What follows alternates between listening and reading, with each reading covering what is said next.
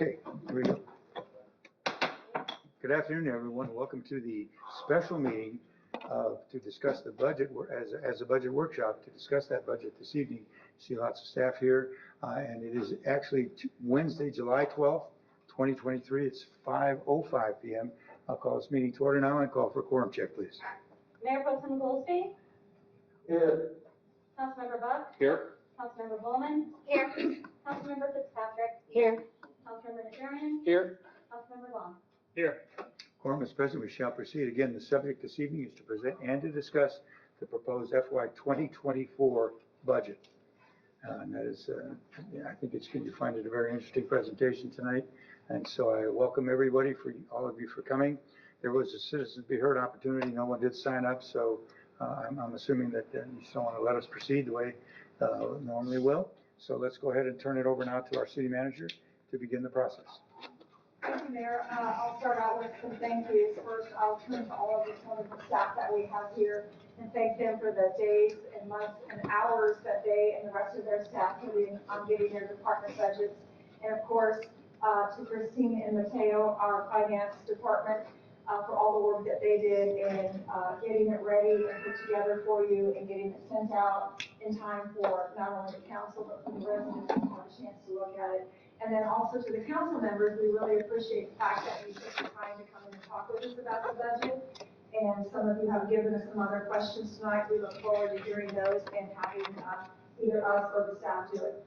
So the rundown for this evening is the way we normally do our budget, and that is first we're going to have a presentation by Grady Reed. He is with HDR, who's our rate consultant. And so we're going to be talking water, sewer, wastewater, and stormwater rates for the upcoming budget year. And then we're going to turn our focus on our budget itself. And we're going to start about talking about the process, and then we're going to talk about items that were cut, and then we're going to go through the budget with you and answer your questions, and then we'll have lots of discussion along the way and toward the end itself. And then our goal is, of course, to get a lot of feedback and make whatever corrections that we need so that we can start preparing for the rest of the budget cycle. Right, and if there's any specific comments or questions that anybody in council has as the presentations are going on, that's perfectly fine. We don't need to wait until it's over. Also, just for everybody's edification, we'll probably try to take a break at around 6 o'clock. We'll see where we are in the process, but a little break in between, and then get for everybody to just have a little break for a while, and then we'll get back on it. So Kim, please go. Thank you. First, I'm ready to go ahead and start then with Grady Reed, and can you pass the this is Grady. I'm sure some of you recognize him. He is exceptionally good at helping us keep our water, wastewater, and stormwater rates where they need to be in order not only to cover our operating, but to cover our capital needs as well. So I'll let you go through your program, and then you can ask questions as needed. Thank you, Ms. Turner, and thank you, Mayor and City Council. You may be too highly praised of my abilities, but I do appreciate that. I say this every year, and I've been doing this for the City of Universal City for many years.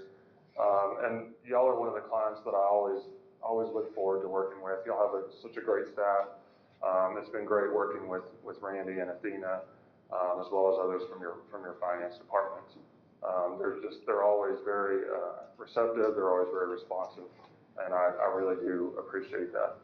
And that's something that I can't say everywhere that I go.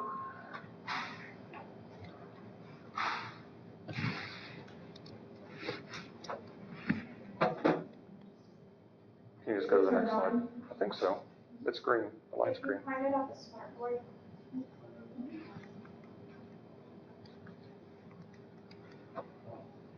Okay.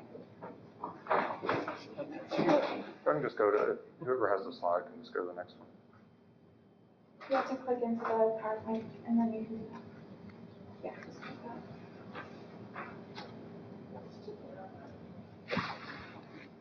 There you go. There we go. All right. You can go to the next one after that.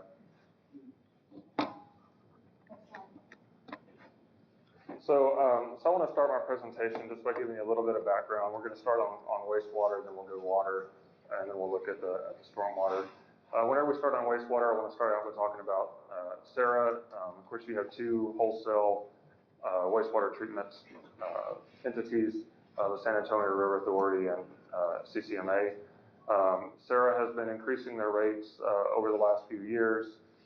This year, those rates for residential customers are going up about 9.4% for each residential customer. That's lower than it was last year. And as we kind of move forward, we're expecting that Sarah is going to continue to increase their rates to the city. However, we don't expect that those increases are going to continue to be as high as they have been in the past. Looking forward, they should be somewhere right around 5%, give or take. As all of these increases on the Sarah side, they're primarily associated with Sarah's doing a lot of capital upgrades on their wastewater treatment plants. And so, of course, they have to pass those costs along to their customers, which Universal City is one of. On the commercial side, Sarah's only going to increase their commercial rates about 1.9%, right at 2% for this upcoming year. And then really, I kind of expect that that's going to be the commercial rate increase moving forward, be about 2% or less. So what that really means for the city is the Sarah treatment expenses between what we have budgeted for fiscal year 2024 through fiscal year 2028, we're going to see about a $342,000 increase, or about 24% over where you are for this upcoming fiscal year on the Sarah side. Switching gears a little bit and talking about CCMA over that same time period, fiscal year 24, this upcoming fiscal year through fiscal year 28, we would expect the CCMA treatment expenses to go up about 10% over that time. That's in part due to rate increases on their side.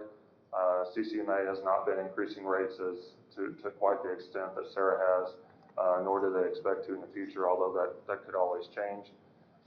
So that 10% is in part due to some rate increases as well as growth in the number of customers on the city side. As the city grows and sends more wastewater flows to both of these wholesale treatment operations, that also increases the bill that the city has to pay. So kind of getting away from your wholesale treatment operations for a little bit, other things that we do have included in the budget on the wastewater side, we have included $250,000 for wastewater rehabilitation projects in 2024. We then increased that in the budget to $300,000 in 2025 through the remainder of our projection period. Our rate model goes through fiscal year 2028. We also have included funds for the public works yard capital improvements in all years at $150,000 a year. That is an increase over what we have been planning in the past. And as well, last year when I was here, we really talked a lot about the cost of all these other commodities, just gas, electricity, materials. The good news is we're seeing much smaller price increases year over year in those commodities. However, those prices are going to remain high. I don't necessarily expect to see those prices go down anytime in the too near future. Quick question, if you don't mind, can you go back to that previous slide? Yes, sir. The middle bullet right there, money's been included for wastewater rehab projects. Is that our sewer system within Universal City, or it's for the wastewater treatment portion at the end location? That is the city's sewer system within the city. Thank you. So on the water side, there are ongoing projects that are being funded through current bond money. So that money has already been incorporated into the rate model through debt service. We do have 3 additional tanks that will be rehabilitated, repainted. Those are associated with plants number 8, 9, and 10. We're assuming at this point that those will be cash funded from cellular water tank revenue. So the idea is that the city rents out space on its water tanks. We take that revenue, account for it separately, kind of set it aside, if you will, so that whenever those water tanks need to be rehabilitated, we have money set aside to pay cash for those projects, and we don't have to debt fund them. Just like on the wastewater side, we do have the same amount of money for water rehab projects, and again, that's rehabbing the city's system. So pipes, tanks, anything else really that's not storage tanks. And then we've also included the same funds for the public works yard capital improvements at $150,000 a year out of the water fund as well. For water and wastewater, we do not have any new debt for capital projects in the planning period. I'll talk a little bit more about debt a couple of slides down. So this is just a summary of kind of everything that I've talked about for the CIP projects as we have them through 2028. Again, you can see the $150,000 in there for the public works yard on both the water and wastewater side. The other money in there for rehab, the money in there for the tank repaintings in 2025, 26, and 27. And you can see that the source of funding for them is tank. That's this tank fund and accumulating those revenues off of renting the space. We do have one other project in there, the Walmart water line, at $350,000 in this upcoming fiscal year. That is right now planned to be funded through ARPA funds. So that's a grant, so it's not rate funds or debt or anything like that. So, Bill, just got a question, please. Yes, sir. Sure. So I know this is just a slideshow, but is this an official capital improvement plan that we could use for impact fees, or how much of this could we throw towards impact fees, I guess is the first question. So impact fees, the city updated their impact fees, Randy, was it 2 years ago? I believe somewhere around that time frame. At the time that the city did the impact fee study, there was an approved capital improvement plan that was associated with the impact fee study. But if you follow Chapter 395 strictly, which is the governing code for impact fees can only be spent on funds for projects that were in that CIP that was used at the time the impact fees were developed. And those projects are only associated with growth. So typically, if you look on here, like these rehab projects, typically those are not going to be eligible for impact fee funds because you're taking something and fixing it or replacing it with what was already in the ground. Okay. But I just saw CIP and I got excited because some of those things we could throw towards impact fees. If this is not the official one, then I understand. So Okay. Thank you for answering that. You're welcome. Let me go to the next slide. So where we're at as far as water and wastewater and recommending changes for those, what we would recommend this year is basically a 3% across the board increase on all the water and wastewater rates. That's both the demand charge and the volume rate. Basically, that's an inflationary type of increase. We did have a little bit larger rate increase last year. And when I was here last year, at that time, we were really expecting the increase this year to be somewhere in the order of 6%. So the good news is, while it's still a rate increase, we're about half of where we thought we would be. And that's due to a few factors. Mostly 2022 was a good year for water revenue. It was dry, it was hot. This year is looking like it could be a good year for water revenue if it stays dry and hot, depending on what happens with water use restrictions. And the other thing that's really benefiting your utility is just interest rates. While it's bad if you want to buy something, the utility is making a whole lot more money on the money that it has invested.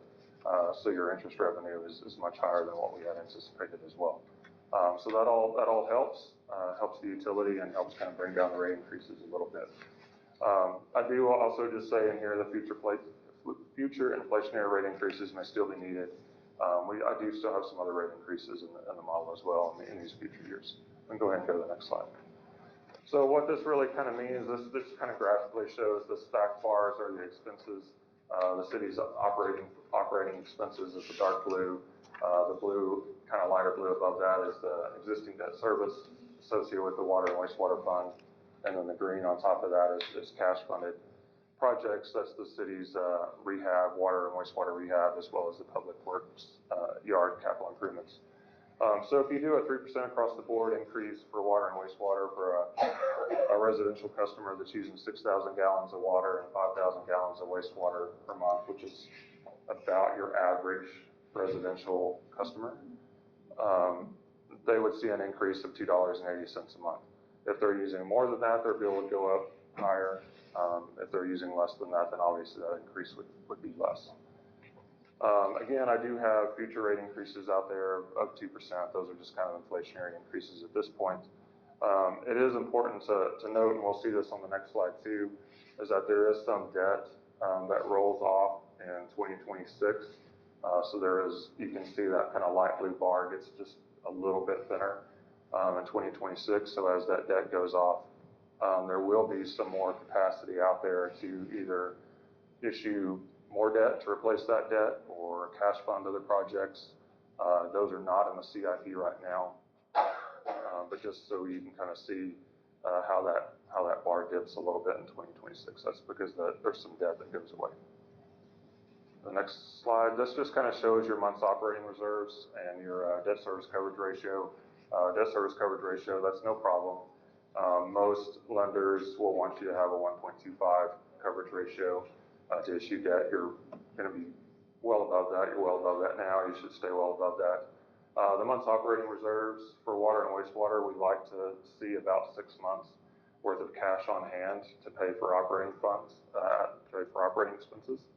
And that's just because there's a lot of variability in your year-to-year revenue on the water and wastewater side, more so on the water side than wastewater, just due to weather. Like I said, this summer is looking like it's going to be hot and dry, so we would expect revenues to be pretty good. However, we do have those occasional summers where it's wet, and summer is Christmas time for your water utility.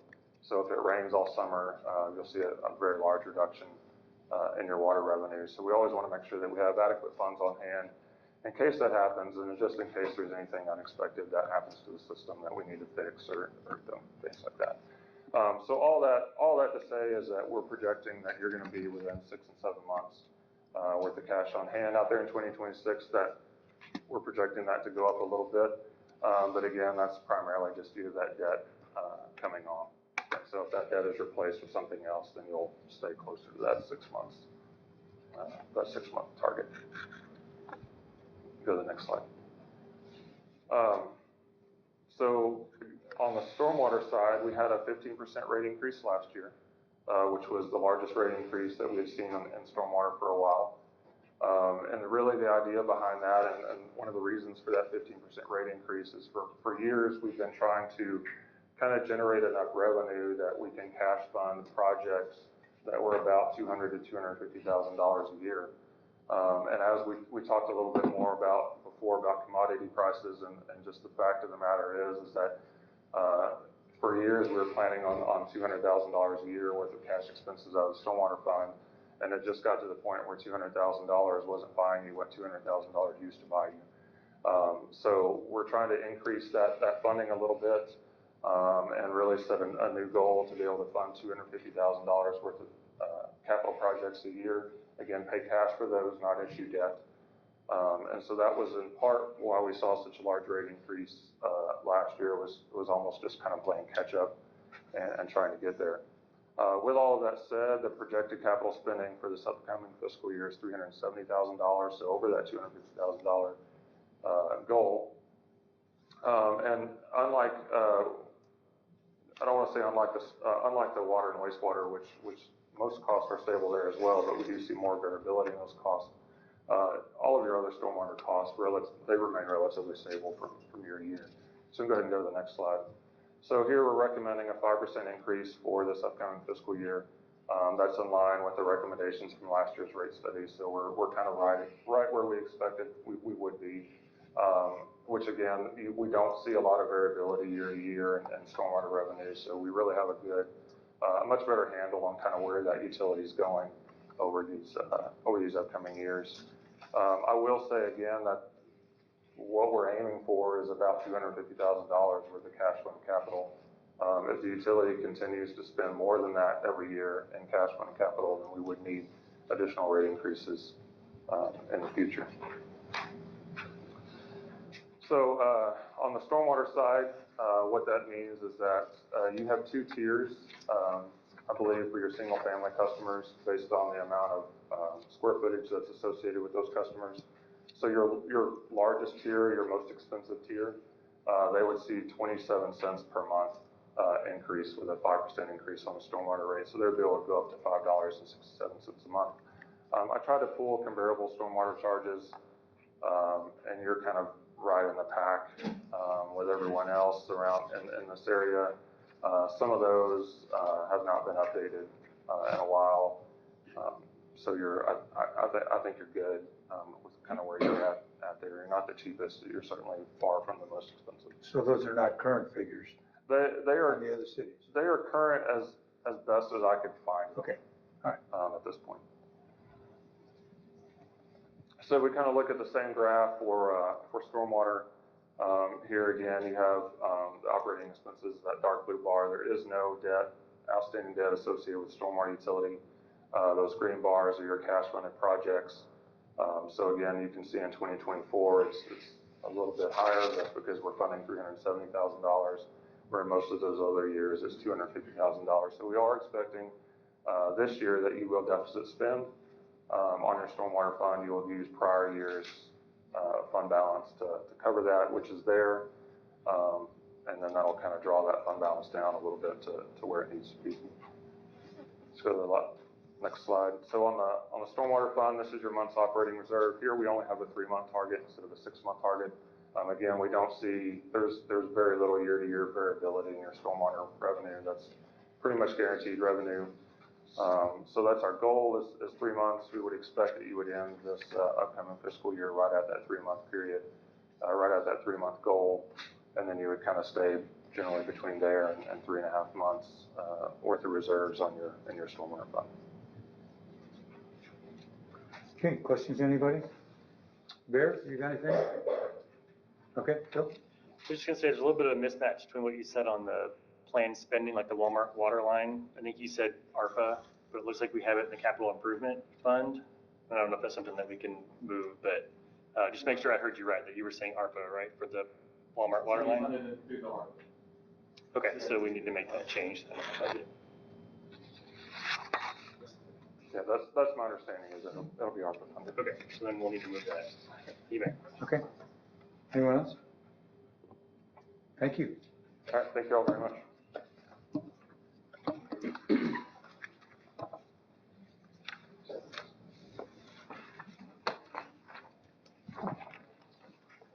Okay, Stern? All right, so Christine can go ahead and get started on our regular budget.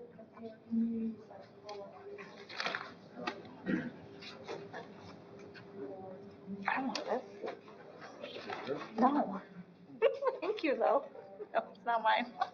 It's pink, but it's shockingly not mine. I don't even know what it's for. It looks like an Apple charger. It's not mine. That's funny, but thank you. That's nice of you, but no, not mine.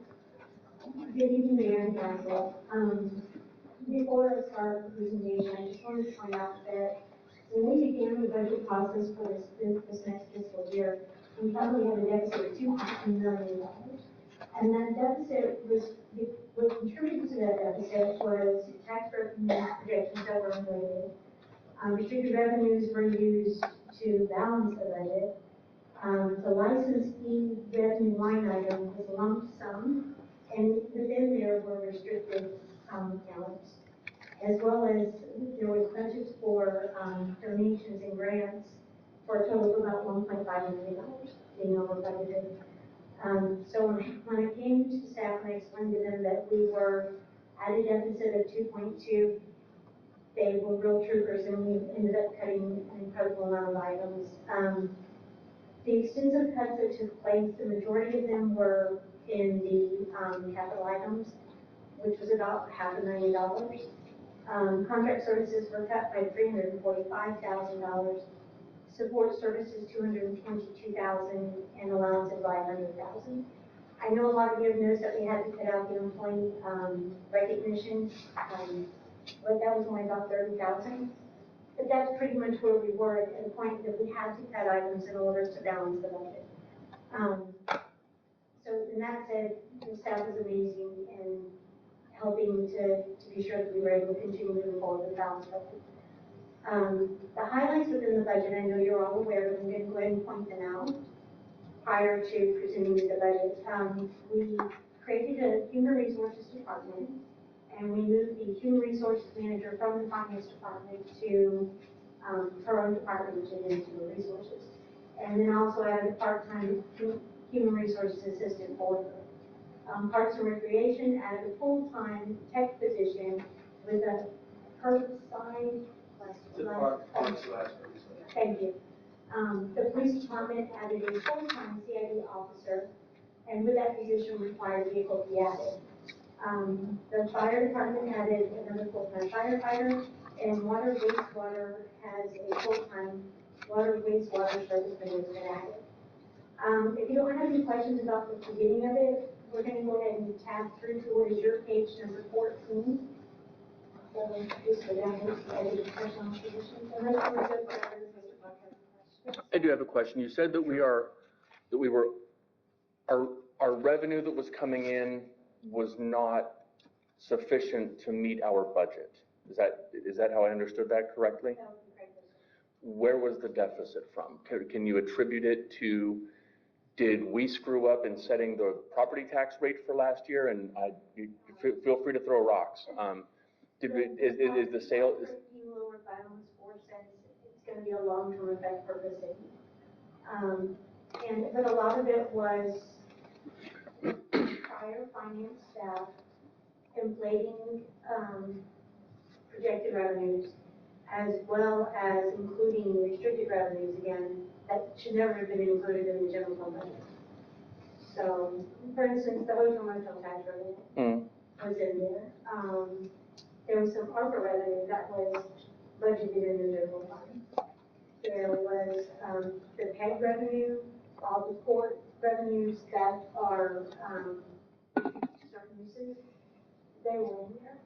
And then on top of that, that line item for licenses and permits was over projected by almost $700,000.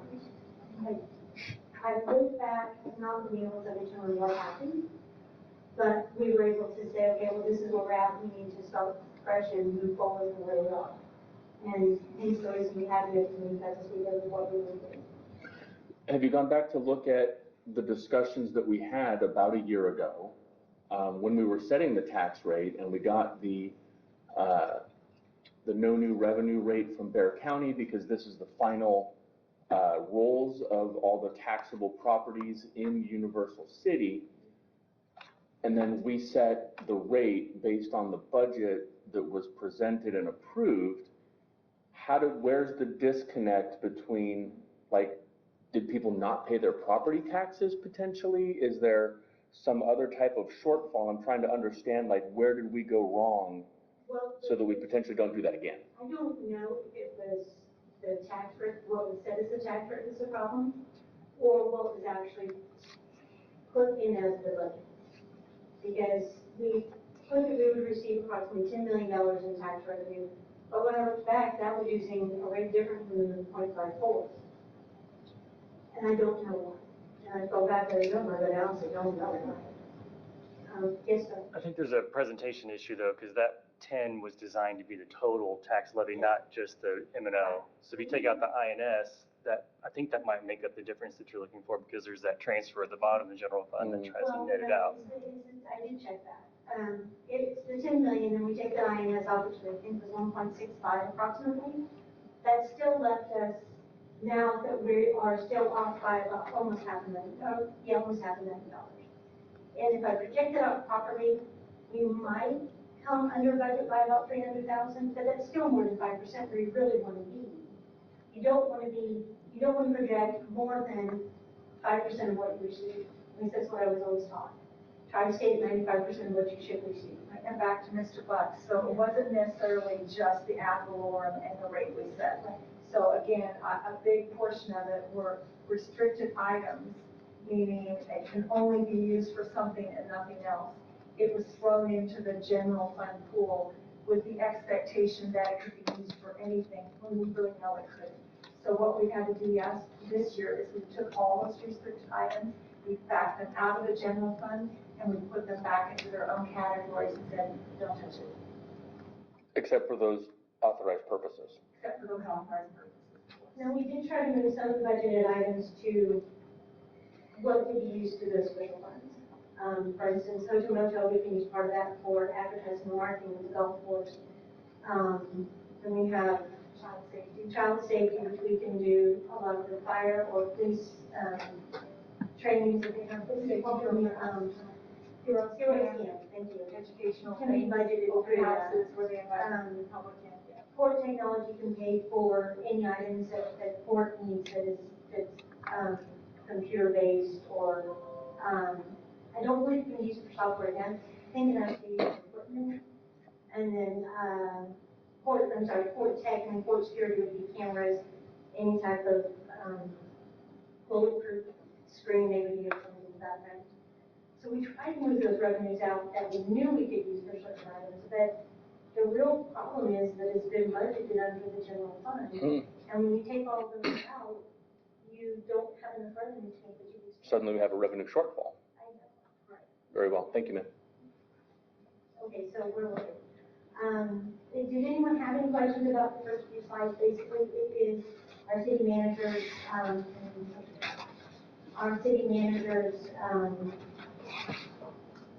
statement, and then, organizational charts, and let's see. You know, I think it would be interesting to go through the organizational charts just briefly so the audience can take a look at how we're structured. So I didn't read off the useful chart, but I will do the best to go through it.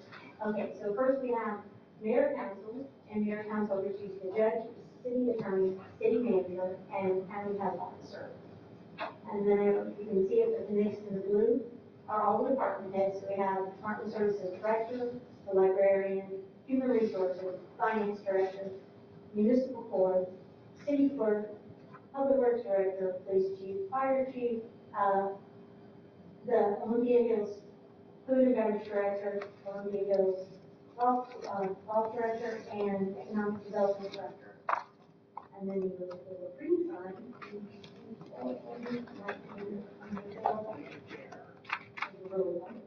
And then I'll just summarize it. Then in the green, what we have is all of the direct reports. So that would be your captains, your lieutenants, your sergeants, your managers that would report to the specific department heads.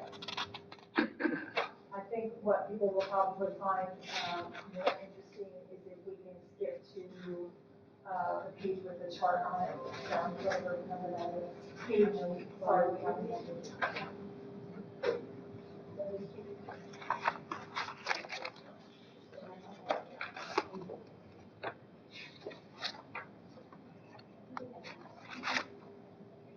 So this is actually the budgeted personnel positions for 2024. And you can see in the first column what we have for fiscal year 22, second column is 23, and then the last one is what is being proposed. Now, I believe we made some changes in this one, to the information I sent out.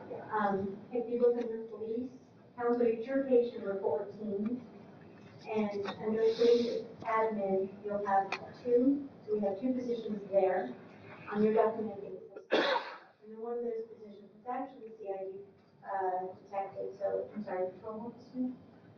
No, detective, which is increased by one. So you have, that's the only change in that document. Okay. Any questions on this part? I just thought to give you an idea with how everything's all put together in this city. Okay, Chris? If you go to the next page, and council is going to be your page number 15. Now, there was some question about the financial policies in the paragraph under budget administration. The second paragraph at the very bottom, I believe the sentence said that the city manager has the authority to move money.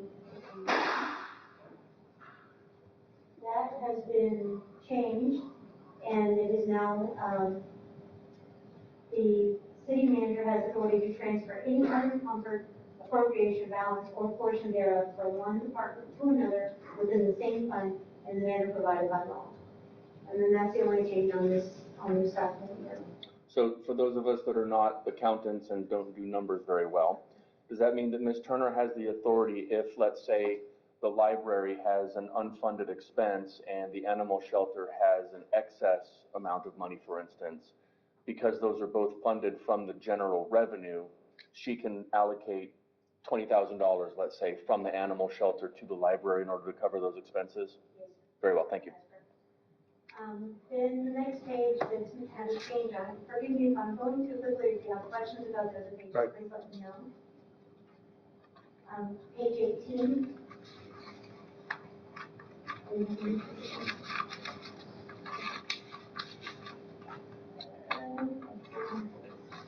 It's right there. On page 18, at the bottom, you'll see the last special revenue fund is the ARPA funds. We've included the venue tax fund after the discussion with council on the 5th of July.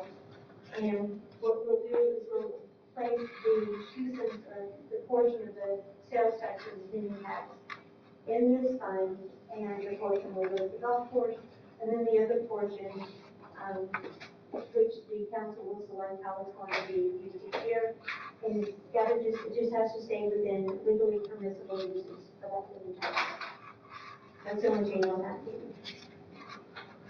Then as we go forward, the finance department and I added information for the citizens of Universal City because we felt it would help them understand a little better what the departments are included in these funds. So, right after the general fund. She's got to put the dongle in the back. The keyboard. She's putting the dongle in the back of the keyboard so that we can use the mouse.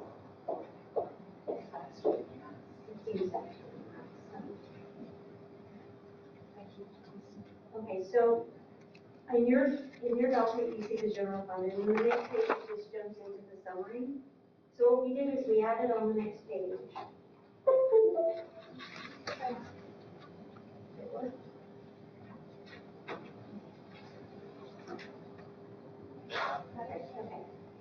We added the departments that are included within the general fund. Just for a little more transparency, a little more specific, to be able to understand what departments are funded through the general fund monies. Then you go to page 24 in your packet.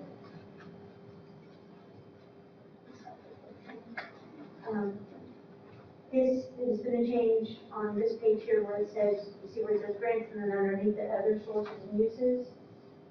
That's $550,000 that again on July 5th was allocated to the general fund from the venue tax. So right now we have a bottom line budget that is $550,000 in the agreement. I guess the best way to put it would be. So you have a surplus of $550,000 in the general fund this time. I know it's been earmarked for the lead. Well, as an offset for park improvements. So, when we get to the parks budget, you'll see it's about 1.4 million. The discussion we had with, our bond attorneys last time was that the legally permissive uses, using their language, was, for parks and parks improvements. So while it's showing, as the 550 here and as in other sources, it will be used to offset the parks, budget of 1.4 million. So at some point in the discussion this evening, we'll have a discussion with council on that $550,000. What general fund uses do you want to have happen with that $550,000? Is everybody following me? That's good. Yes, he's shaking his head too. I'm Head nodding. sorry, I seem to be the one with the most questions tonight. The 2022 to 2023 actual, what is the as of date for those figures? Because if it's like current, like a week ago, I'm a little concerned. If it's from the end of April, I'm a lot less concerned. It's as of May 30th. Unfortunately, I don't know that everything has been posted. We're still trying to work through that. We still have some accounts receivable, let's say. I'm sorry, sir? We still have some accounts receivable, let's We say. still have some accounts receivable. We could very well have some expenses that have not been reported, and some expenses that may have been reported into the wrong account. And those are things we're still working through. Hopefully we'll have that resolved before the end of this month. So when the quarterlies are presented in August, then we'll have a better idea of what we're actually at. And then, of course, even when we get to the end of September, we're not going to get our September sales tax revenue until October, maybe the beginning of, maybe November, yeah. November, okay. Good. Thank you. So if you don't have any questions about the summary, then we're just going to go to your page 30, which was actually removed from the budget because it was a repeated page. It's on page 30 and then you'll see it again on page 65. So, do you want me to go through each of the departments individually? for anyone who hasn't seen them, or is everyone pretty comfortable with what's in the departments? That's for the revenues or the expenditures? The expenses. Would that be a good time to ask questions, or We're speaking in general fund. General funds. would that be a good time to maybe just say the department ask questions as you go? Ask this question. Okay. I mean, I have one on administration, if that's where you want to start. Which one? On the, I guess the first one is the other contract services of 150,000. Can you tell us what that is? Yes, sir. Actually, after getting your question, looking into the account further, that's where they've been allocating the leases for the copiers. Last year, they included party audit fees in there for some reason, and a couple of the other contracts, but the majority of it, almost $70,000, is for leasing the copier and telling us other items. And so what do you anticipate the rest of it being, the other 80 then? I'm sorry, sir? What do you anticipate the other 80 then being? If 70's copiers, then what's the other 80? What I did was I used the actual from the prior year and just estimated it to be 150,000. And then with what they had budgeted for this fiscal year, it was my mistake for not looking back further to see exactly what it was. It could probably be closer to 100,000. But, because it's historically been about 150 what they budgeted, I mistakenly made the assumption that that was a good number. But then when you posed the question, I looked into it further and discovered that that's actually lease items is usually considered. Okay. The other items are, they usually should be expensed in there. Like I said, they have the audit budgeted somewhere else, but expensed in the end. So that's one of the things I'm trying to. Oh, I'm sorry, yes, and what we'll do is the part that is the copiers will move to non-departmental, either this fiscal year or next fiscal year. Okay. That was my only question for admin then. Any others before she proceeds on the admin side? Okay, so the next section is general services. And did anyone have questions about general services? On the planning for the 200,000, so what is in that line item? That would be a question for. That's more the comprehensive plan. General services. Or in development services. General services or development services? Development. Did you pass development or? Okay, sorry. And Did when I- you were going No, to ask we're in that development. question, do you happen to know what page it is on, so the Oh. other council members can scroll there? Sure. 35. Thank you. Hour 35 of the Oh, PDF. yeah. 34? It'll be, There you go. yeah, it'll be 34, I'm sorry. That's it right there. 34, sorry. Forgot, his is off the page. So that is the comprehensive plan. Michael, you want to talk about that? Yeah, here's one of the things that we realized after talking to a few of you and getting questions from other people, is that maybe there might be a misunderstanding of what a comprehensive plan is. I know when we had our meeting on July 5th, Michael, you can load up the presentation. We went through the strategic portion or the strategic initiatives of the comprehensive plan, but that is a minuscule part of the comprehensive plan. The last time we started updating our entire comprehensive plan, and you're going to see all the components that it has, was we started on it in 2000. We did the zoning or the future land use plan in 2005. We did the zoning portion of it in 2007, and then we've added other portions of it as we went through those years. So what we have is that our entire comprehensive plan as one packet has been updated for about 20 years. Now, we've updated the strategic initiatives about every 5 years. And we have, as you point now, we're doing strategic initiatives as well. But part of the strategic initiatives is making sure that you have your understanding of your future vision of the city painted out. So when you're looking at your strategic initiatives, you can figure out what they're going to be and how you're going to prioritize them. So based on that conversation or conversations, I asked Michael to kind of go through and do a real quick presentation on everything that's in a comprehensive plan so that we can all be on the same talking points. So, all right. Good. Sure. Thank you, Michael. Okay. So I'll do this as quickly as possible. Please stop me if you have any questions. So what is a comprehensive plan? And Kim kind of just went through that. It officially establishes the goals, the policies, and the guidelines that the city would like to take. It's a long-range plan. And so when I mean long-range, that's really up to you as to whether it's 15 years, 20 years, 30 years. Different cities do different lengths of time. But it does help to identify the end date or the end year when we go through the upfront data analysis. Let's see, it provides direction for zoning. So that's a key component, is that we're unable legally to make certain changes to the zoning code, land use regulations, without direction from the comprehensive plan. So by way of example, a few years ago, we wanted to, because of the changing nature of e-commerce versus bricks and mortar, we wanted to try to accommodate some of the, not only the changing nature, but the requests that were coming from property owners, commercial property owners. So strip centers, they had a lot of vacancies. They wanted to get non-pure retail, so commercial services to go in some of those. And so what we wanted to do was, I did some research, comparative analysis across the country, what other towns were doing. And one of the ways in which they addressed the same issue was they allowed for a certain percentage, so between 25 and 35% of the commercial spaces available in that center to be non-pure retail. So an insurance company or a realtor. The remainder would have to be pure retail.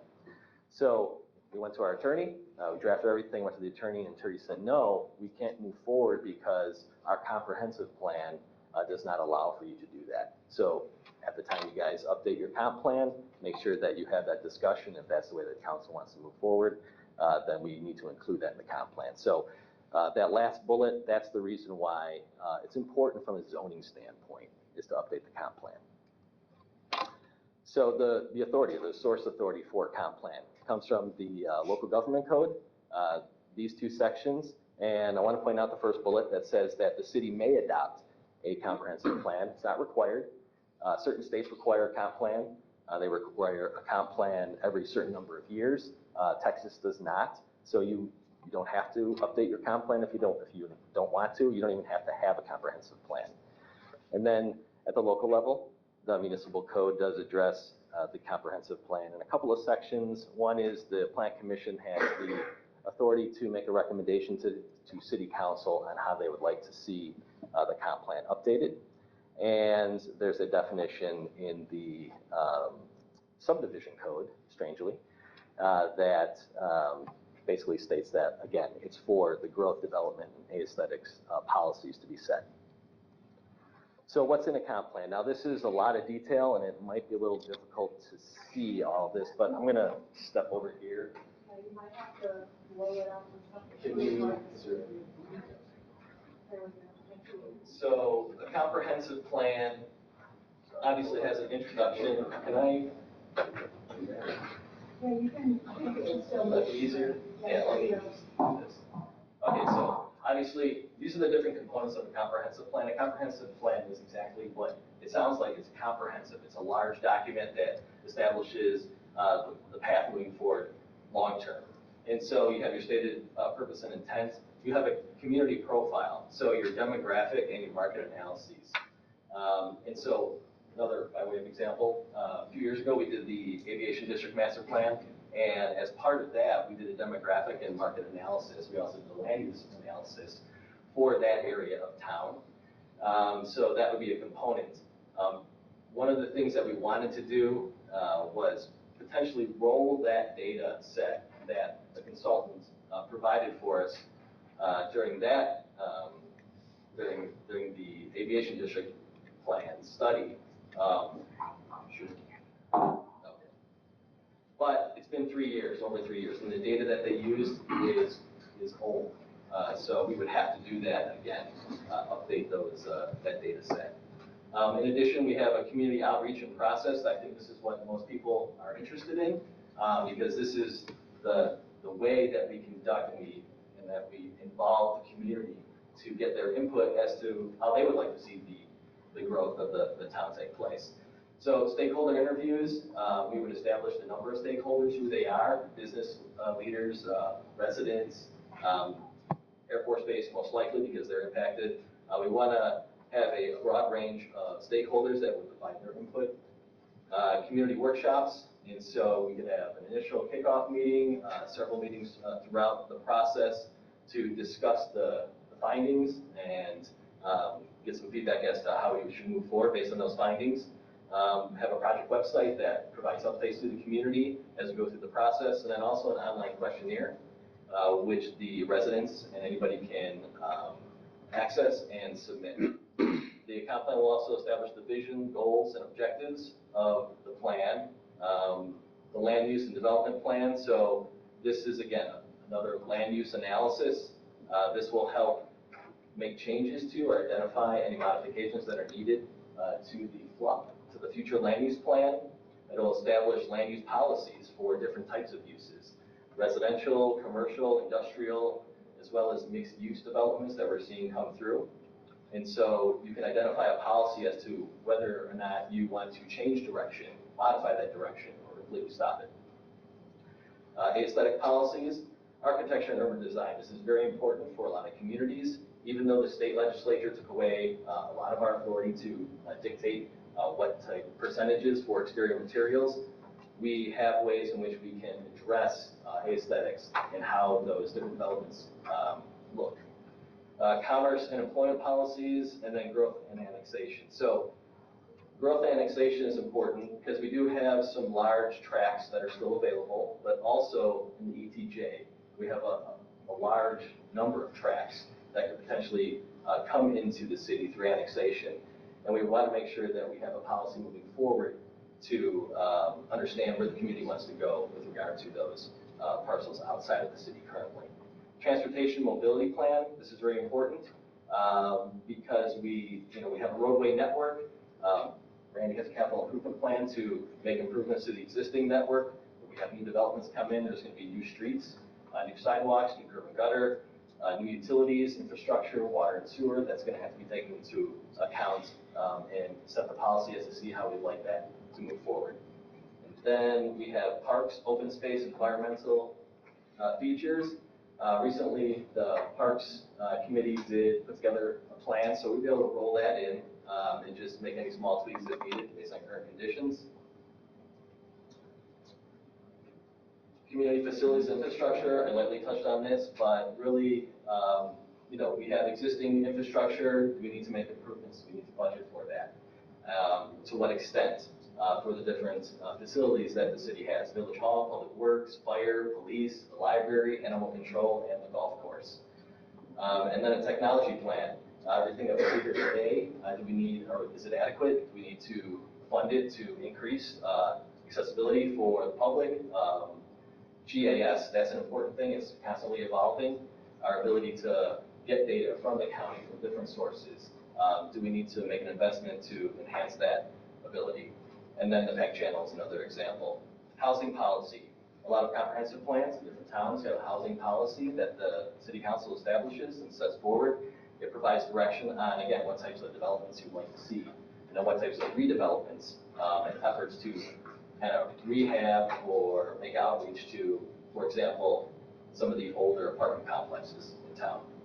Economic development plan, this kind of covers, it touches on the majority of these topics. So an economic and fiscal analysis is important. Again, we have to set the baseline, understand what we have, and then get an idea of how much we want to spend and where we want to go. Part of that would be the venue tax discussion that we've been having, but we can set a policy through the comprehensive plan, and we can also set a policy for growth assistance. That means property acquisition, storefront improvement programs, any other types of incentives or programs that City Council is willing to provide for businesses in town. Image, identity, and community character plans. So really the branding of the city. A lot of towns think about, they have some property or large tracts of land that are available for development. If they have certain areas in town, like we have the aviation district, we want to establish an identity for that area specifically, and what's the policy, what's the path forward to do that. Hazard mitigation plan, we all experienced the winter freeze for the last 2 years. be important to have a policy in place, and we can roll certain emergency plans that we have in place now with other jurisdictions into that analysis. And then obviously stormwater management, understand our capacity, and then any mitigation strategies that would be needed. And then last but not least is what you're really familiar with, which is the strategic plan, that 10 to 15 pages, which identifies how you're going to implement the comprehensive plan over that course of time. So that's really what the comprehensive plan entails, what's inside the comp plan. And so who generates the comprehensive plan and how much does it cost? So it's by and large done by technical professionals, including planners, transportation planners, engineers, civil engineers, economists, architects, landscape architects, economic development professionals, and obviously legal review. The cost ranges between $200,000 and $325,000, and it ranges between 100 and 600 pages. And I did a cost comparison. Hang on, question? Sure. Are you currently in contact with any firms that are potentially looking to offer to do our comprehensive plan for us? No, I have not talked to a firm in the last year and a half about that, because we were thinking about this 2 years ago. We didn't move forward. And so, Budgeted item that we had when COVID started, but because the initial required all of the public input and visioning sessions, we knew we couldn't do it. So we carried it forward, or allocated or reallocated, I'm trying to get my finance words down here, for the following year, but we were still under COVID. And so this is kind of the year that it's opened up to us. I mean, we know generally who firms are that do these types of things. And Yes. other cities that do. so we'll put out a request for proposal if authorized to move forward, and we're going to get a lot of responses. And what's the time frame from start to finish? Once we say company X, they bid, we accept their proposal, how long can we expect it to last before we have our comprehensive plan? Sure, generally 6 to 12 months. Good, thank you. So here's a comparison. So the top two, I think, were important. So these are towns that have engaged and completed their comp plan in 2022 or earlier this year, or are currently in the process. They budgeted for it, and they're in the process of selecting consultants.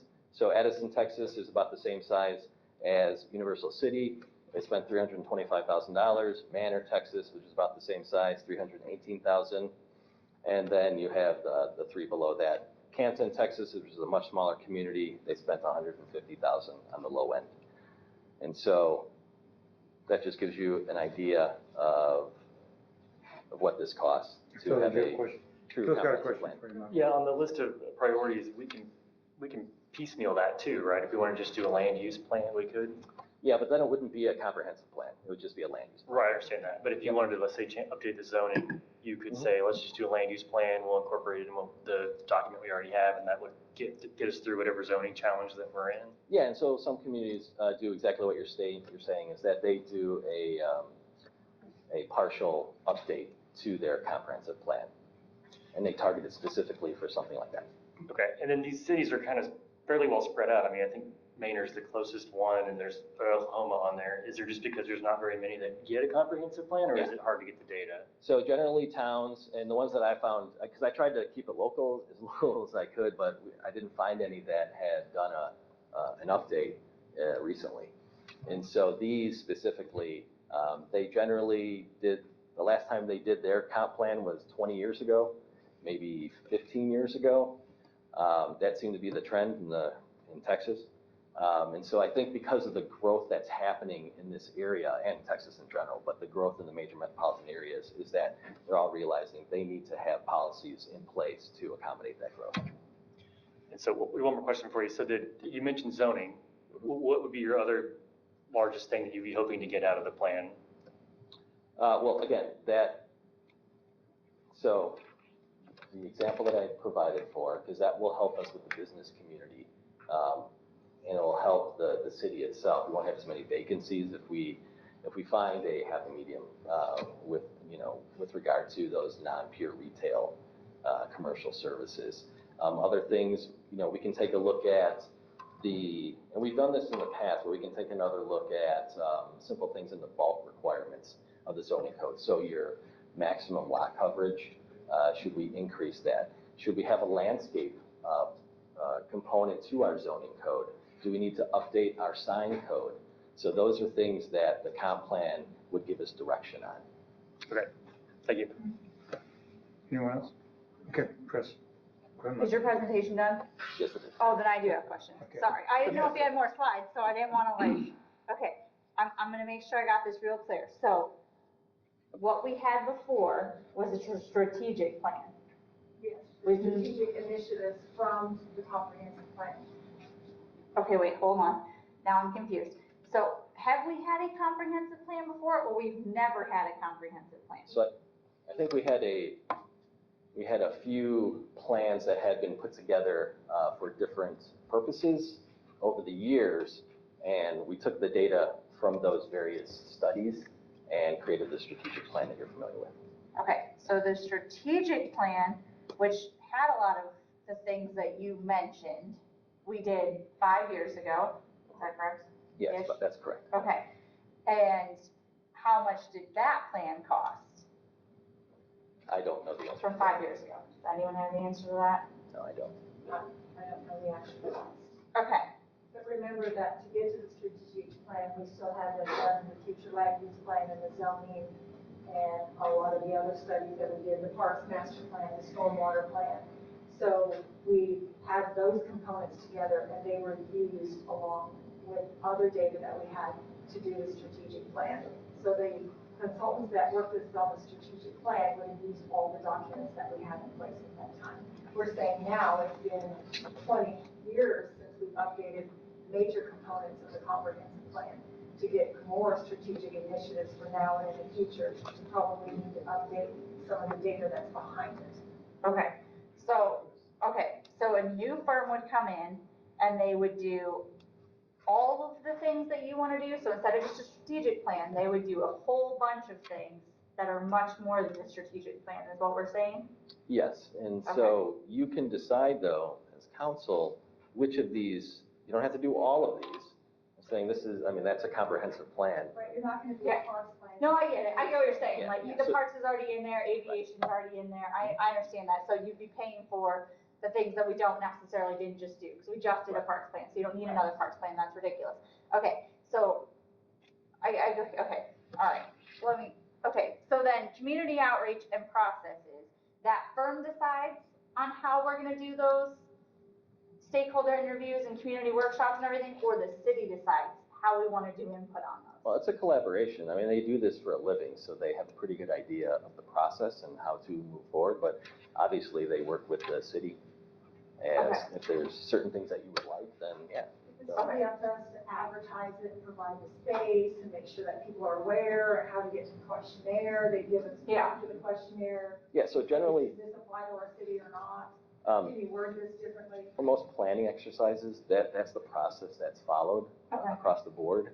And you can make tweaks, and if you're talking about the stakeholders, then you'll have input as to who those people are. I just think it'd be nice, like, if we do community workshops, that anyone who's really passionate about parks could come in and give their idea for it, instead of just being like, oh, it can only be certain people. Like, I'd like to make sure that anyone who's interested in something has the opportunity to come, not just like certain people, because there's some people who are very passionate about, finance, and there's some people who are passionate about something else. It'd be nice if they could come to those meetings instead of being a chosen person, So, for lack of a better word. Generally, the way a workshop works is you'll have different stations. And Okay. so one station will be for parks, and the consultants in the city will have several representatives behind that table. And then anybody, with maps and whatever other data on boards.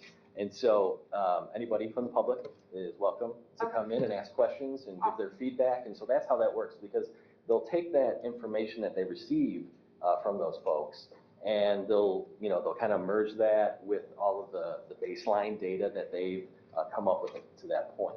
And then they'll put together a path moving forward, and obviously you'll be able to vet that and say, well, we're not too comfortable with that, or yeah, we like that, let's move forward. Okay. But you can't make everybody happy all the time. No, I agree, I just like, if we're announcing to the public, that's my big thing, like, if Yep. you care about parks and you wanna be here and you wanna give your input, I feel like you should have that opportunity if you wanna go. Obviously, you're right, not everyone's gonna go, and if they miss it and they got a hair appointment or something, that's on them, but just that we're opening it up so that is an option, is And that's, my only concern. yeah, the online is very helpful. Yeah. So in one of my that's- past positions, I used to have to answer all of the online questions, and that would take me a long time. Okay. I'm good. Anybody else on the comprehensive plan portion of that? Okay. Well, that was a good point you brought up, but, and that's, I think, why they anticipated that, to be able to explain what a plan is all about, in difference to the strategic objectives. Okay, you guys still want to continue to press on, you want to take a short break? Growing development services. Well, we can knock out probably 3 or 4 real quick. Some of the Okay. Smaller departments that are right after. Yeah, let's do that. So today's front was human resources. Any questions about what's in here? Well, I'm sorry, were we under general services or development? We were under development. Development services, I apologize, then In case you didn't know, they should be in alphabetical order. Oh, that, they're. Okay. So now we're on human resources. Then in that case, I do have a question for Mr. Casada about the development services. I saw that for third-party inspections, we budgeted $150,000 for the next year.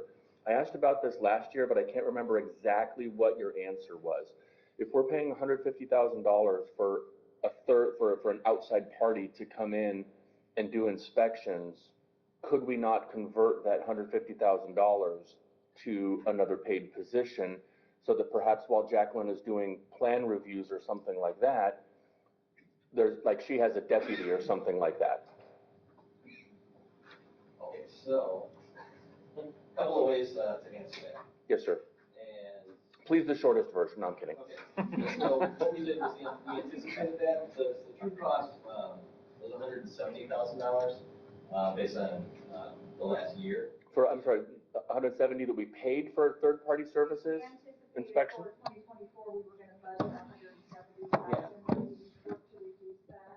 Right, so what I did was I took the average, I took the last 12 months and took their invoices and the total divided by. Sure. So it came to $170,000, and that's what I was gonna budget for. So obviously, as part of the discussion, we had to reduce some of our costs. So what we looked at was, what inspections could Jacqueline perform that are not as time consuming? And so we came up with 3, possibly 4 different types of inspections: roofs, fences, flat work, and sheds. So that would mean that she would do approximately 475 additional inspections a year. And that would save the city approximately $21,000. I think the real question is do we need a third party Well- inspection firm, or do we just need another person? And the short answer to that is, this is a very specific field and expertise. It's extremely difficult to find someone who can fill in that position. And we tried to do this, Twice. yeah, we tried twice. Get an employee in to get them to understand the position, the job, and the knowledge base that they have to have.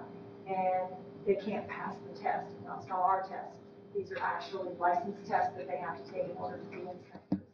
And it takes either a very quick-minded aptitude like Jacqueline, but there's not very many of her to be had, or you have to end up having a firm that has 5 or 6 people in it that have the expertise and do it for you. And so it was, even while we were training the staff members to do plan review and inspections, we still ended up having to use a third-party firm and pay the same amount that we're paying them. So at this point, it just makes more sense to use them and not worry about trying to get trained staff, because there's none to be found. And you can't do it in 6 short months. You're talking about 5 or 6 years worth of on-the-job experience, and sometimes you need that much just before you get the test. Who's doing them in Selma? Could we poach somebody? Just kidding. Bear has a question. Thank you, Michael. I appreciate the answer, sir. Bear? Thank you. I would like to say that we really do need to look into another person like Jacqueline, maybe a half of Jacqueline, as far as the mental capacity is concerned, because while she's extremely impressive, she's also, way above the board as far as what I see out there everywhere else. I do feel like we're gonna get ourselves in trouble if we don't, take care of our businesses that are coming in and trying to build, and if we start, hamstringing them, because, well, we've got to wait, 2 weeks before we get our certificate of occupancy, that's not gonna make us shine like we want to shine. So I would really ask that we push for something like this, another Jacqueline-esque person or somebody that she can train up to do what we need them to do. So, I'd just like to reiterate, and thank you for that feedback. Again, if you look at the job postings that are out there right now in the building world, there are probably 6 to a dozen building officials that are being solicited. They can't fill those positions because no one's qualified. So you want someone who has all the certifications, they can hit the ground running. Yeah. What we tried to do last year was 2 things. One, we tried to hire someone that we could train. Didn't work out. It's much more difficult than I think most people anticipate. And then secondly, we tried to poach someone from the building side, meaning the builders, the home builders, right? Because they deal with building officials and inspectors every day. They have an understanding. They could probably get up to speed quicker. That's difficult to do because of the pay. And so while times are good, they're going to pay a lot more on the private side than what the city can pay. Yeah, and to Bear's point, sorry, to Councilmember Goolsby's point, I know that there are people who are timing what days they're requesting their inspections because they know that Jacqueline will be doing plan review on that day. So they specifically try to time their inspection so that they can get that third-party inspector rather than Jacqueline. Because of and that's not a ding on Jacqueline. She's extremely proficient and extremely diligent in all the inspections that she's doing. But you know, we do run that risk, as Mr. Goolsby pointed out, that people are going to continue doing that. Yeah, and the other component is plan review. So it's not just inspections, it's someone who is qualified to conduct the plan reviews that come across the desk. We have a lot of plan reviews, and it's difficult to find the time to sit down and actually concentrate for an hour. Sure. When you have people coming through the door, asking questions about a fence, about a shed, about the deck they want to build by themselves. They argue with you that they don't want to get it stamped. You know, there's just a lot that goes on every day. And if we did have another employee, it would probably be very helpful. It's just costly. Yes, sir. That's the problem. Okay, thank you. One of the things that we did do several years ago to try to help on the efficiency is we did add an admin person back there. So she is the one that is coordinating all the inspections and dealing with the third-party inspector and dealing with the contractors when they come in. The second thing that we did is that, and she's very good at it, and the second thing that we did is we went to online permits now, where I'm going to say the majority of our permits are coming, and online inspection requests.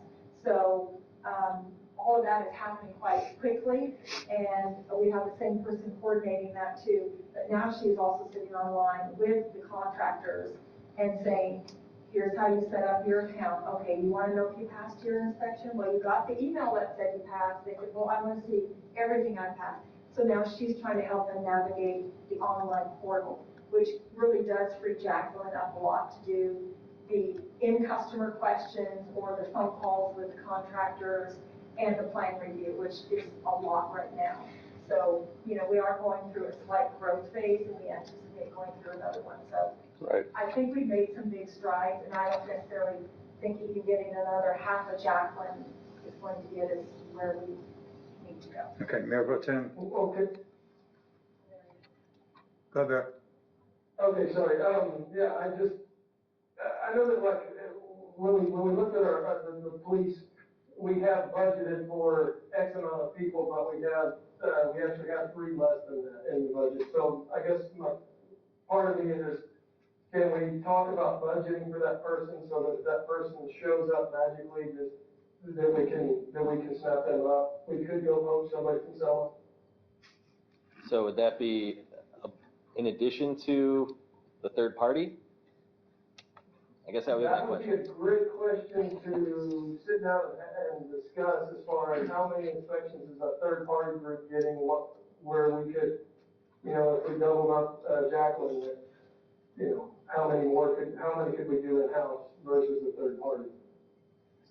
Yeah, if we could have two Jacquelines, then we would obviously reduce the need for the third party inspector. We would still like to have them in reserve for certain things. Sure.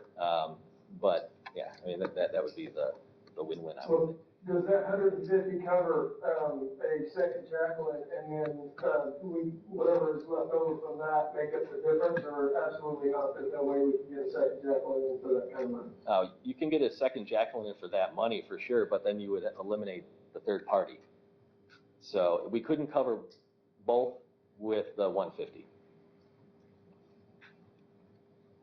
Okay, so Michael, this is your opportunity, Mr. Casado, this is your opportunity to say, I need more money for inspectors, and to tell the council that if you really, or if you're happy where you're at, then fantastic, but I'm not gonna face the wrath of Jacqueline because you didn't fight for it. So I'm not satisfied where we're at because I hear it every day and I try to be as accommodating and streamline the process as much as possible for the end user, for the customer.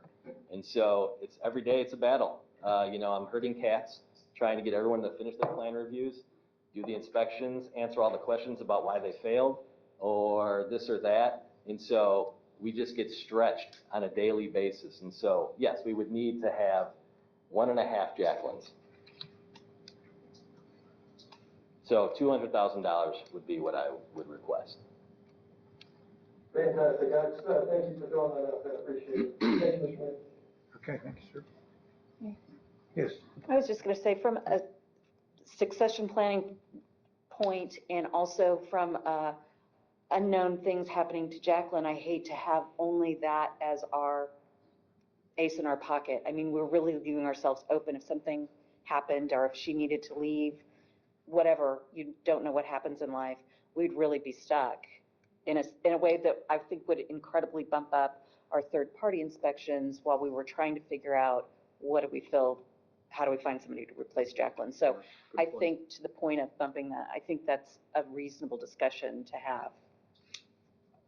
Perhaps we could start the process of advertising for a position and see what's out there, right? Because there's little to no cost to advertise for the position and to see what qualified candidates might show up at our doorstep saying, hi, I'd like to inspect buildings in your city. Okay, well, what are your qualifications? Well, thank you for applying, I appreciate it. And then when it comes to January, when we look at rejiggering the budget process to rebalance some certain issues, right? Ms. Turner, we just talked about, Ms. Turner has the authority for reallocating funds within the general fund from point A to point B. So what do we think about announcing a position and seeing who shows up to apply? I would advise you that, just like with a police officer, that, that person is mobile throughout the city. So it's not just a person. Now you always have to have a vehicle for them to ride around in, computer to use, and a radio and things of that nature. So we would have to put that full cost together for you. I know Michael said 200,000. I don't know if that included vehicle. So on the vehicle, I think we're okay on the vehicle. But the computer, and that would be an additional cost. And do you have the office space back there? And that's the other thing, is we reconfigured the office space. I think we could find a spot. Maybe lower the average. Again, you have to remember, the whole idea for code compliance and a building official and a health official is that you don't want them in the office. That's why the mobile technology that they have is really key to keeping them out of the office so they can get their job done. Giving them the access to smart and code and their desktop and anything else that they need. Okay, so what about concurrence then from council that we move forward with Michael's request, sorry, with Mr. Casada's request to up that inspection budget, the development services budget by another $50,000 so that he can have that $200,000 instead of just $150,000, and then we start potentially the process for looking for an additional inspector. Somebody that could be Jacqueline's deputy, but then also potentially follow in her footsteps as the years go by. I was going to say, this has been an ongoing dilemma for the city for years, that we've been looking at trying to get, there's just not those Jacquelines out there. So starting the process to be able to find one for the city would just be a win-win. I see where that's a no-brainer for me. I'm open to it. I'm not a big fan of the comprehensive plan, so I think there's some money there that we could reduce that and shift towards an employee. I'd be open to that too. Mr. Patrick? Sure. Sorry, I'm with Councilman Vaughn. I'm not 100% for this comprehensive plan either, so if we could shift money, that'd be awesome. If we can't shift money from that, I'm still okay with funding it.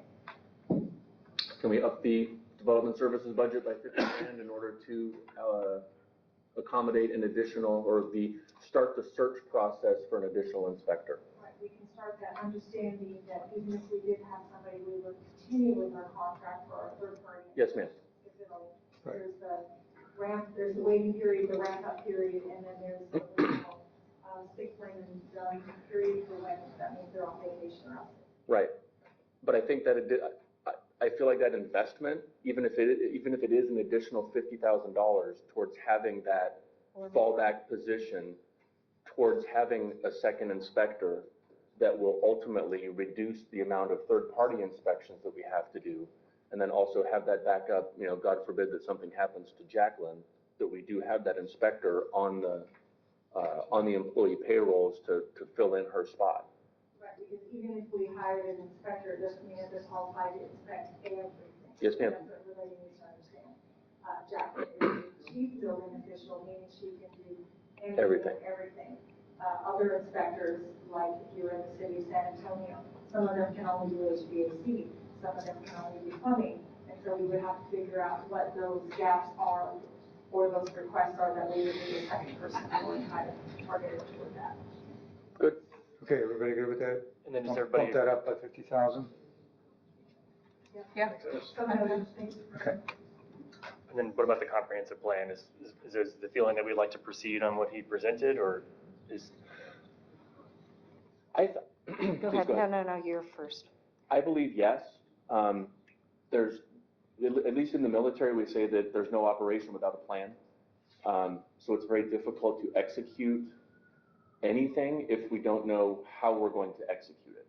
So I think for the price of as much as $350,000, knowing that we're going to have all this information and we're going to have everything spelled out with a lot of input from the council and from the residents of Universal City, that would go a long way towards shaping our vision for the future and would put in writing what council, what the city wants to see for the future, which makes it that much easier then going forward for us to execute those plans, to execute the budget process every year so that we can look at that comprehensive plan. This is what we plan to do. Which of these steps are we going to accomplish this year? So I'm a fan of going forward with the comprehensive plan. Can I suggest that we may take, we've got so many other things to look at in the budget, there may be some other areas we can look at where that deficit can be made up now and not just try to concentrate on the plan itself. And that may be the solution, but there are other things that we're going to get presented. Maybe there's something else we can look at. And I'm sorry, in transparency, so we anticipated that the comprehensive plan would be $250,000, but typically when we do the comprehensive plan, the Economic Development Corporation participates as well, since there's a business component to it. So I have asked Kristen, when she does her budget, to have the discussion with the Economic Development Corporation about picking up the additional $50,000, because there's a huge part of it that plays into their planning as well. So let me get consensus then from council that do you think we should continue with the $200,000 recommendation on the comprehensive plan at this point? Yeah, as far as, and you said it very well, vision for the future. I think with that we need that comprehensive plan. We've got the aviation district, we've got the golf course. Our vision for the future, we're far behind with what we need as far as information, new information, and getting that. I think the comprehensive plan for the future is a must. So yes, I'm all for it. I think part of it goes into the conversation that we've heard from some residents about transparency also. They're like, well, where do you come up with all of this stuff? And, I wasn't here, I didn't know about it. But it does give us a chance to start over with people who are currently living in the city and allow them to have the opportunity to give all the input that they think that they need and to watch the process go through all its various stages and to give their input. And I think it would go toward a lot of buy-in on some of the things that we've been talking about that we're doing right now from the past comprehensive plan. Because obviously some of the projects from the past comprehensive plan that we've completed are done. Some of them are in progress. I mean, we obviously need to continue on with that, but we are going to be asking them, hey, tell us what you want your city to look like in the future, and how you want it to operate, and how you want your business mix to look. Things of that nature.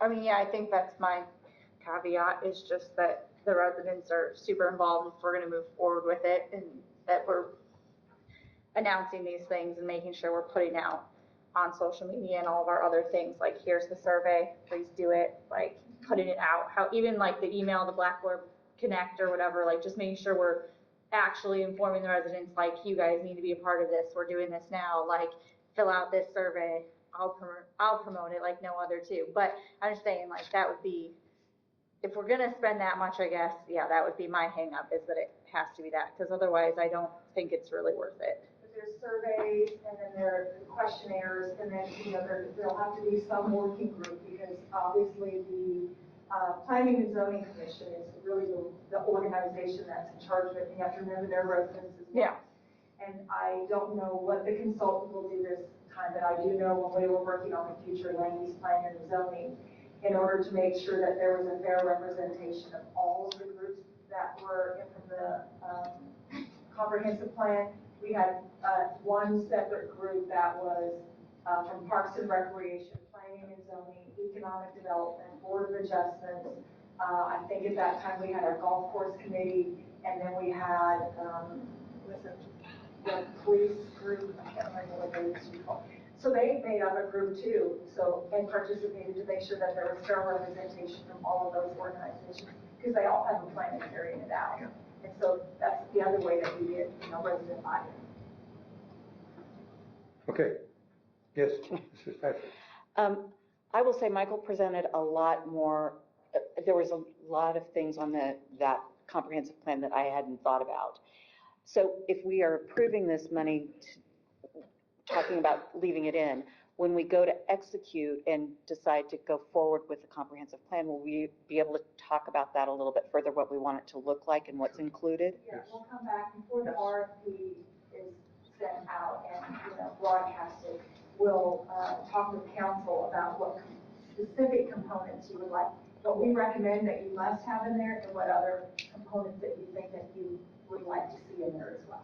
Yeah, I think that's great. And because I know there was a housing policy, and I don't know if we have one that we feel like is comprehensive, and if we feel like that's lacking. You know what I mean? I would definitely like to see city input on that. And to Councilmember Bowman's point, I really would like to think through who participates and make sure that it's a good cross-section of the community. Right, whatever guidance we get from you and from the staff is the guidance that goes out to the end consultant firm that we Perfect. approve. So, yeah, that's their information. We have to give them the better job facility for us. Great, thank you. So the consensus is let us proceed at the $200,000 level for that at this moment, at this time. Barry, you okay with that?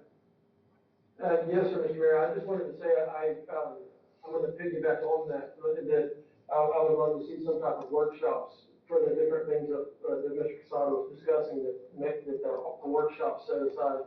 And I understand it's a logistical nightmare, but to be able to have people come in and walk through and get to talk to the consultants and have their voice heard one-on-one or as a group, I'd much rather it was it was an open forum myself where people just kind of got to walk through and talk about it. But I believe that happened when we, with the Patrick Road improvements at one time.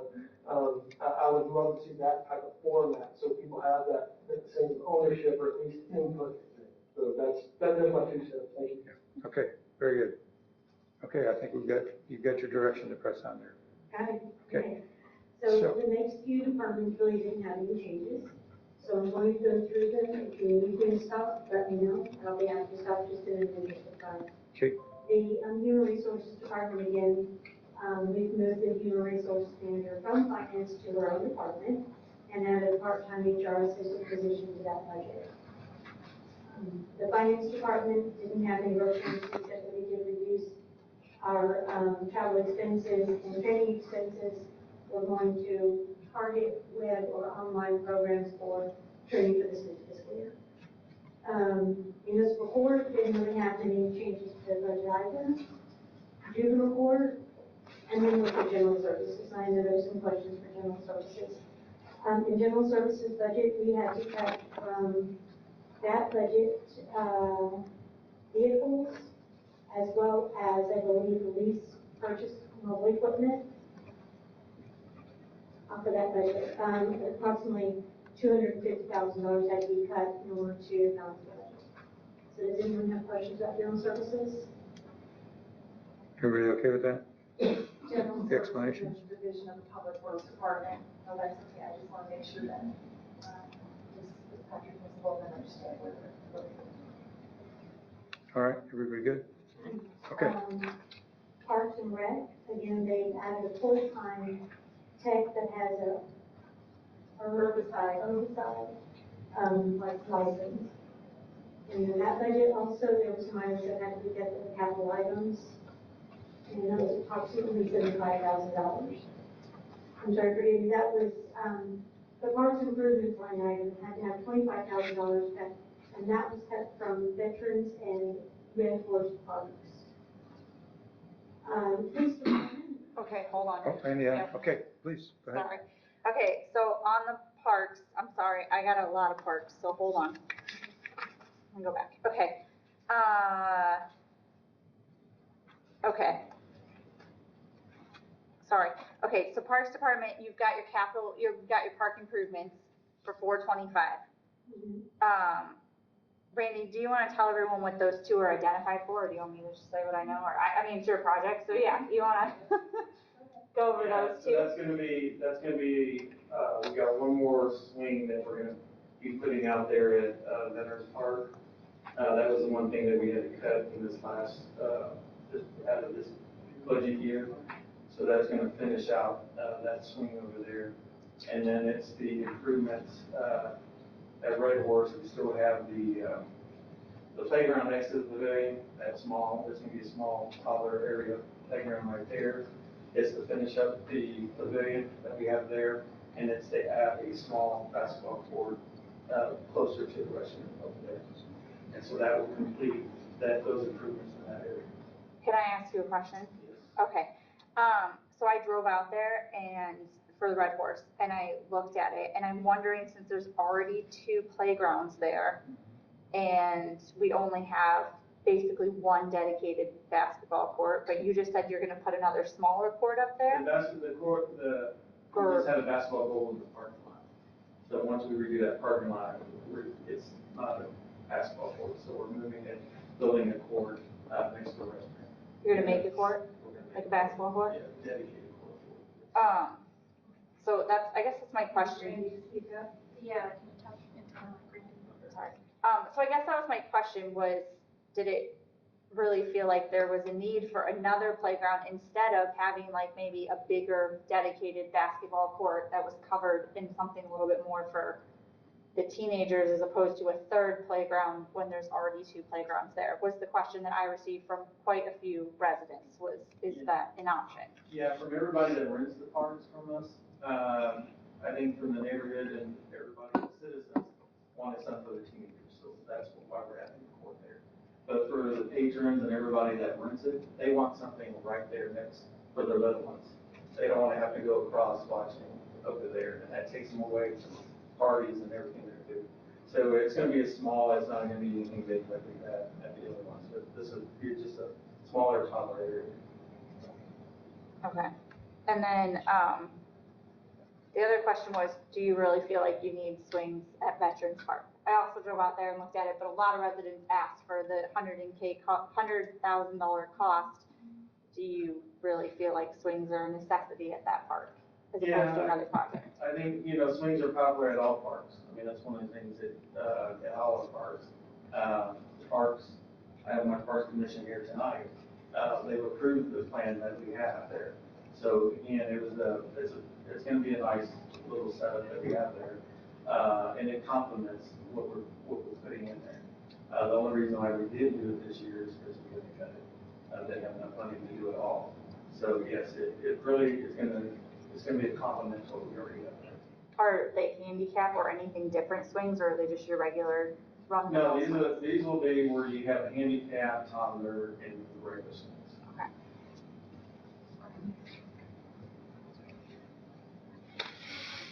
That's all I got, sorry. For that part. Does anyone else want to add to that? Yeah, I'm gonna Yeah. check back. We're in Parks and Rec section. Yeah. Yeah. Okay. Just add on the basketball court, is it full court, half court? What are you Right planning? now, it's designed for a full court with a fence on the low side. That way when the ball goes, it doesn't go off into the ditch. Okay. I think I follow.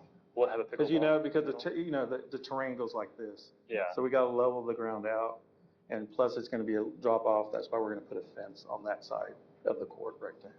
Is that most of the cost, do you think? Of the three, that's about 325, right? Is that most of the cost? No, let me get the breakdown. 325 is I think the Red Horse part. I got it combined between I don't have it broken down between the two, the playground and the court, but it's probably half of that cost. Okay. Okay, thank you. Anybody else? Yeah? I still have Wanna more go? Sure. parks, I'm so sorry. Forgive me if I'm wrong, if this isn't under parks or it's under something else. One of the things was veterans trail lighting. Mm-hmm. Can you just tell me what kind of trail lighting that's gonna be? Is it like overhead, is it poles, is it ground lights? It's LED trail bollard lights, so it's the ground ones that are only about this tall. Okay. Are you concerned that people are gonna mess with those or break them or kick them or make them unusable and not good? I'm concerned about all my fixtures, everything in my parks, because even my pavilion lights, they break those. Okay. So yeah, I have to look every time even the restrooms that we buy, the fixtures that we have are, they're prison, the type that are designed for prisons and stuff like that. They gotta be indestructible as much as possible. So yes, in that really strong industrial, yes. Okay. But yes, nothing I find out is ever damage proof, so. Okay. Yeah. Is this also in parks? Cause I'm so sorry, I'm Yes. not 100% sure, but is the UC Park and North Lake concept plans, is that in the parks budget as well? Am I in Yes. the right place? Okay, Yes. so can you go into detail? Are these concept plans just that, like, hey, we're gonna put this here, we're gonna put that there, or are these designs that include architecture and building materials and like all these details, or is it just like, hey, this is what we wanna do in UC? It's a schematic one-page design, really is what it is. So it gives you a layout that once I have the consultant on board, we get it designed, we take it to the Parks and Rec Commission, they review it. If there's edits with my designer, we make those edits, and that's typically what we build off of.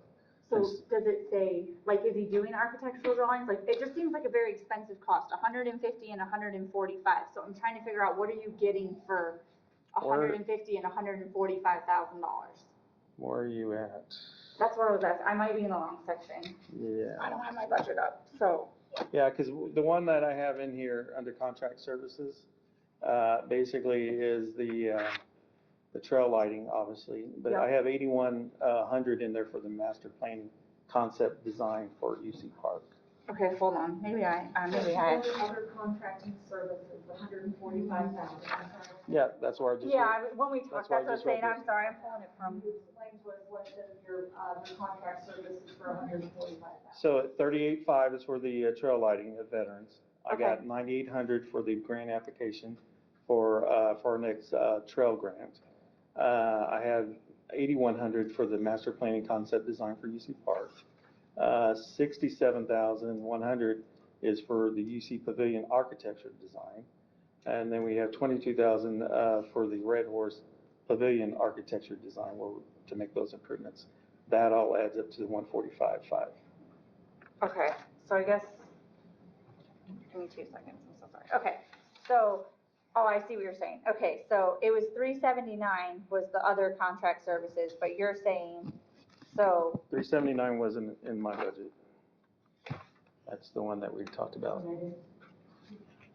okay, so, yeah, I'm so sorry, because we had a meeting before without you. So I've got 379, I've got 145 for the UC Park, I've got 150 for the North Lake, and then, yeah. The $150 is not the money, that's what, Councilmember Bonner said earlier.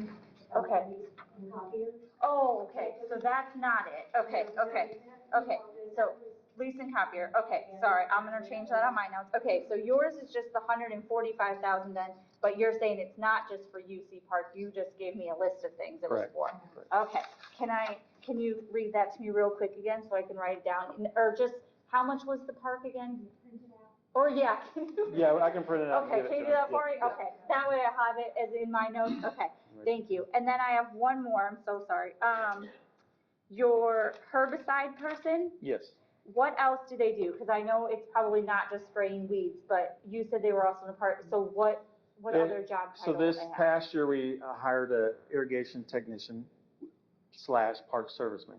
So when he's not doing irrigation work, he's doing everything that requires in parks, mowing, trash, everything in park maintenance. Same thing with this technician. We have a lot of mowing in parks, right? Yeah. So I need somebody with expertise that knows how to do the ground maintenance like Jeremy has in the golf course. I need these grounds on the baseball field, football fields, in our parks in better shape than what they are.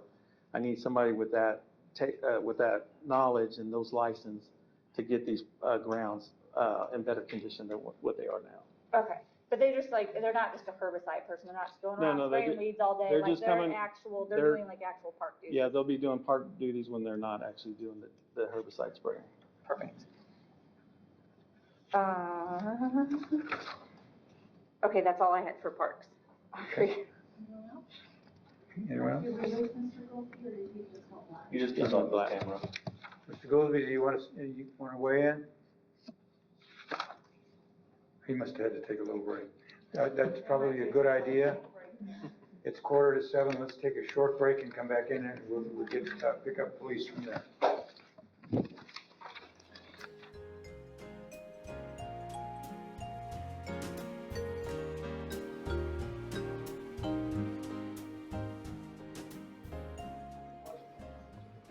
Okay, all right. Let's reconvene. Thank you, everyone, for your patience. A little needed, we had some really nice surprises for us there, especially Ms. Ballman, who gave us donuts that said budget workshop on it, and all different colors and stuff. It was very nice. Thank you. All right, let's press on. I think our next item is police. Yes, sir, please. Again, we have a full-time safety officer and positions to add it, as well as a vehicle for the CID officers. But before we go any further, I just want to make sure that all of the departments made significant cuts to the budget. Just so that you're aware that all the departments like will come back to board so that So what we'll do with that is when we get to the end of the discussion, remember we kind of moved some money around, then at the end we'll have a discussion with you on if the revenues work out the way that we anticipate they do, what would you like us to put back? Mhm. in the police department, again, they had many line items that were cut. But nothing that stood out as significant, except Yeah, they needed, patrol bikes for their officers. I think, Chief Mahalski, we currently have bicycles. The bikes that we have are very outdated and old. So that was the one capital item that we did. So are there any questions on the police budget? I'm sorry, just real quickly, how much do we use those bikes? Just on a daily basis? It's actually been quite a while since we've had anybody on bike patrol. It's something that we like to use to send out into the communities. We'll send an officer out in a car or a pickup truck with a bicycle where they can get out and ride through apartment complexes and places that are difficult to get into with patrol vehicles. Yeah, can you go up to the, because it's being recorded so they'll be able to hear you. So that we can get into areas where it's not as easy or simple to get into or as quick to get in and out of if a call comes out because they are in the patrol car. So if they're out on bike patrol and they get a call that comes out in another area of town, they're quickly able to get back to their car, load the bicycle up and go. So we would have to get a couple new officers trained up in bikes, but we do have some bike patrol certified officers, so we could put them on right away. So, By the way, everybody, this is Chief Mahalski. hi, Chief. Assistant Chief. I know some of you may know some of you. Just to follow up on that, so because the bike's being outdated, are we not using as much as you would like to, or utilizing, you would like to utilize them more? That's correct. They're basically broken down to the point that it's going to cost more to repair anything that we have. I think the last time we bought bicycles was probably 6 to 7 years ago. So they're so broke down at this point that it's better to buy new ones and start fresh than it is to try to repair and patch these back together to get the bike program functioning like it should again. And see, this me, I'm getting old, so it's like, I remember the bikes, I'm like, those are really nice bikes, but it was probably 5 years ago that I saw them, so. It's been a while. Okay, thank you. Awesome. Chief Mahalski, I'd just like to say, is it a requirement of the UCPD leadership that you have to talk about 100 miles an hour? I'm just asking. I'm just gonna tell you. I was gonna say something like you're gonna have to speed it up to keep up with Chief Stevens. So I do. But you're doing very well to keep up.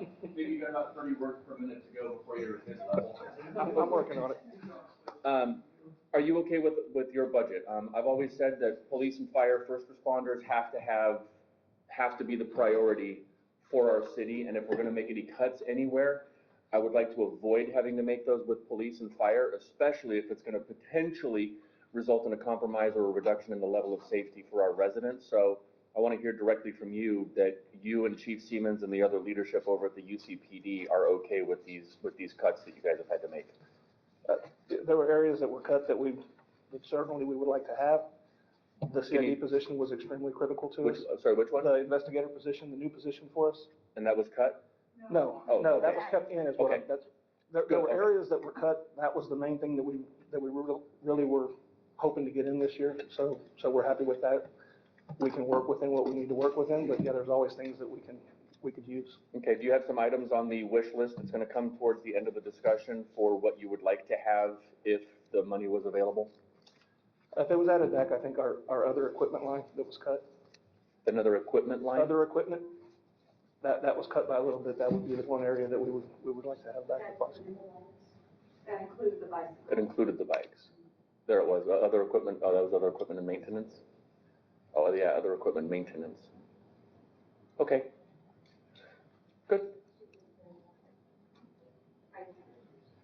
Yours is 35,000? I do. That's for the bikes, that's fine. Okay. And it was 35,000 last year, but thus far this year, we're at 74.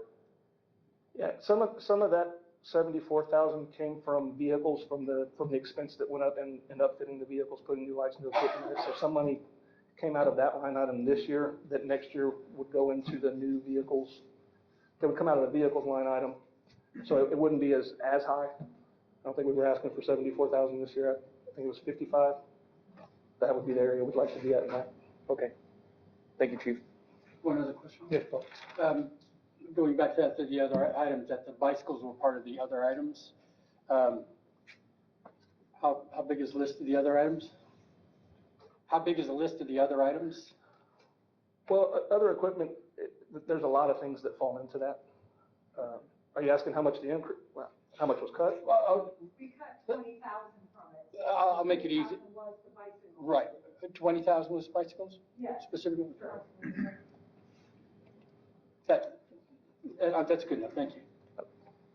Thank you. Anyone else on police while Chief stop, one of the chiefs up there?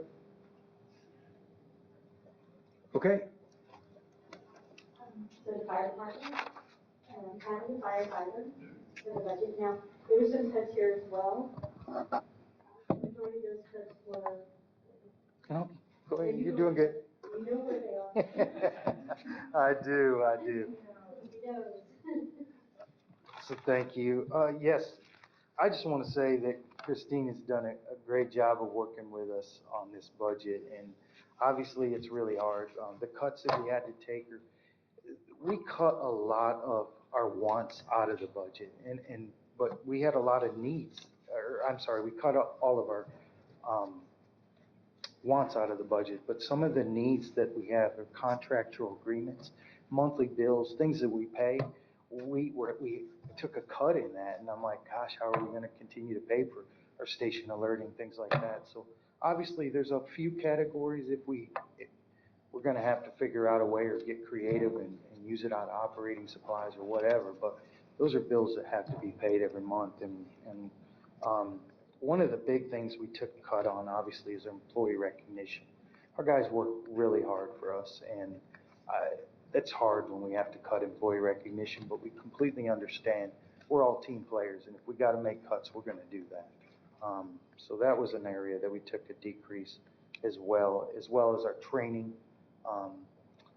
We've experienced we have 35-year captains that are telling us that they're going to retire here very shortly, and we have a lot of young guys that we're trying to get them to the next level to be able to step into those roles. So we're constantly trying to send them to leadership training and develop them and set the stage and make sure they're ready for that next step in their career.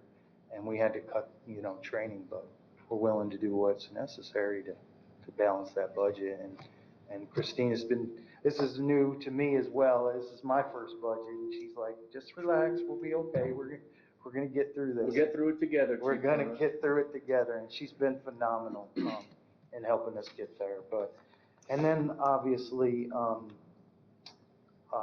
physicals that we've been doing have been great, for the firefighters. And we had to take a small cut in that as well. But I think that was related to the X-ray stuff.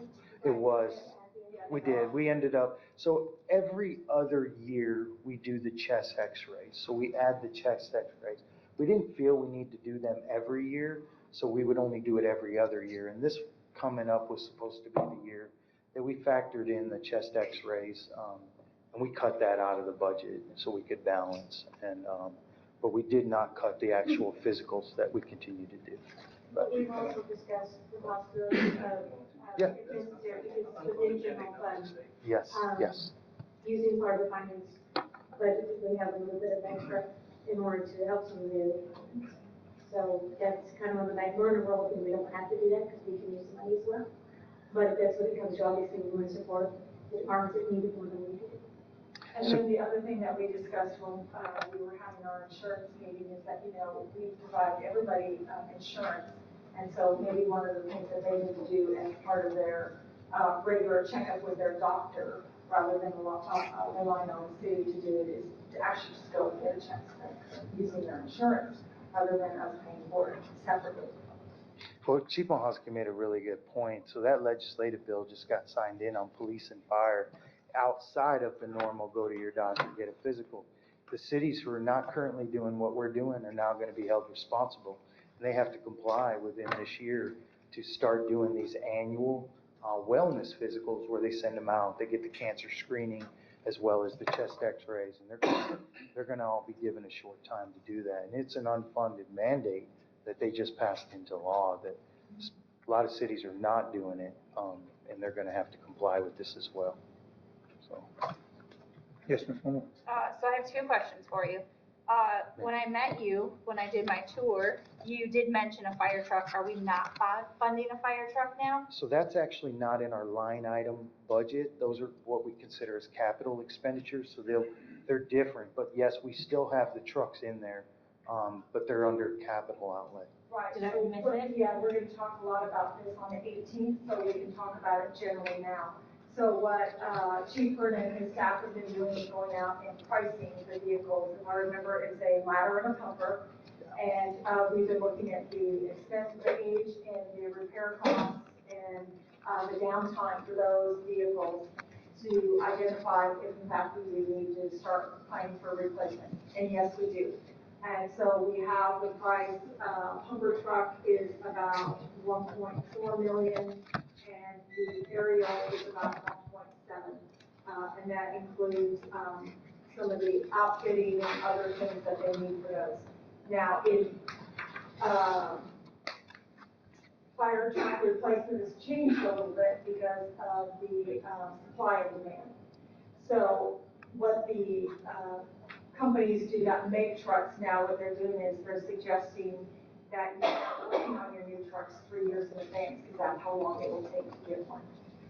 And so what they're doing is if you place your order in now, they will give you a discount on your vehicle. And if you place your order in for 2 of the vehicles, then they will give you a discount for that. So it's about $35,000 discount for one, and it's about a $65,000 discount For if the you put two. the order in for 2.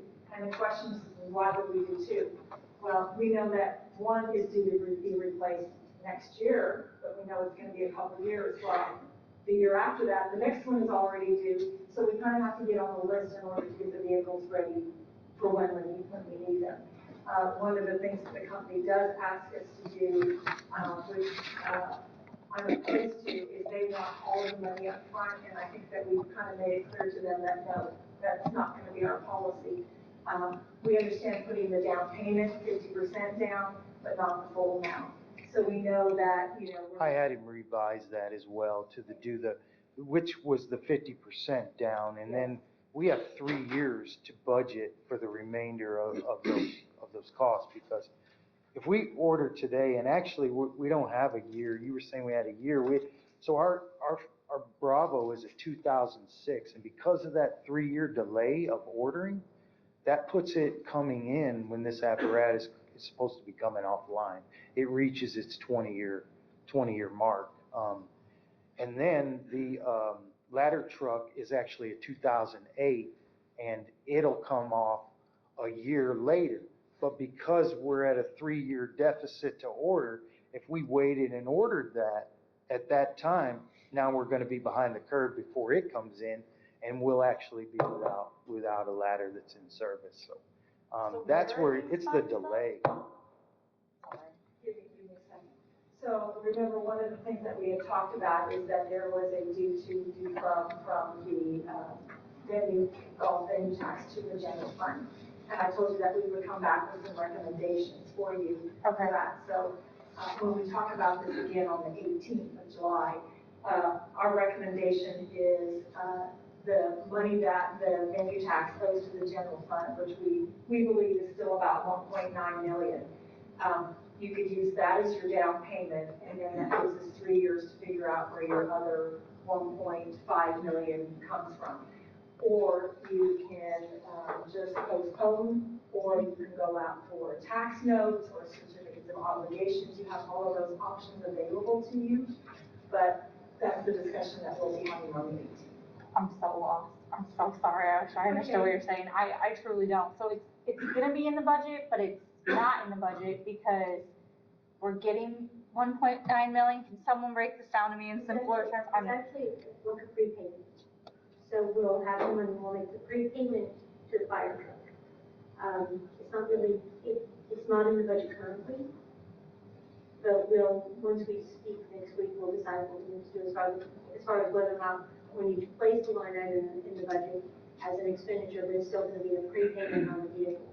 So it won't appear as an expenditure, it'll appear as a prepayment. I don't get it, but that's okay. Someone else can, I'll figure it out. I'll catch up. Okay. The only other question I want to make sure. If you're not, I want to see is everybody else following what we're saying?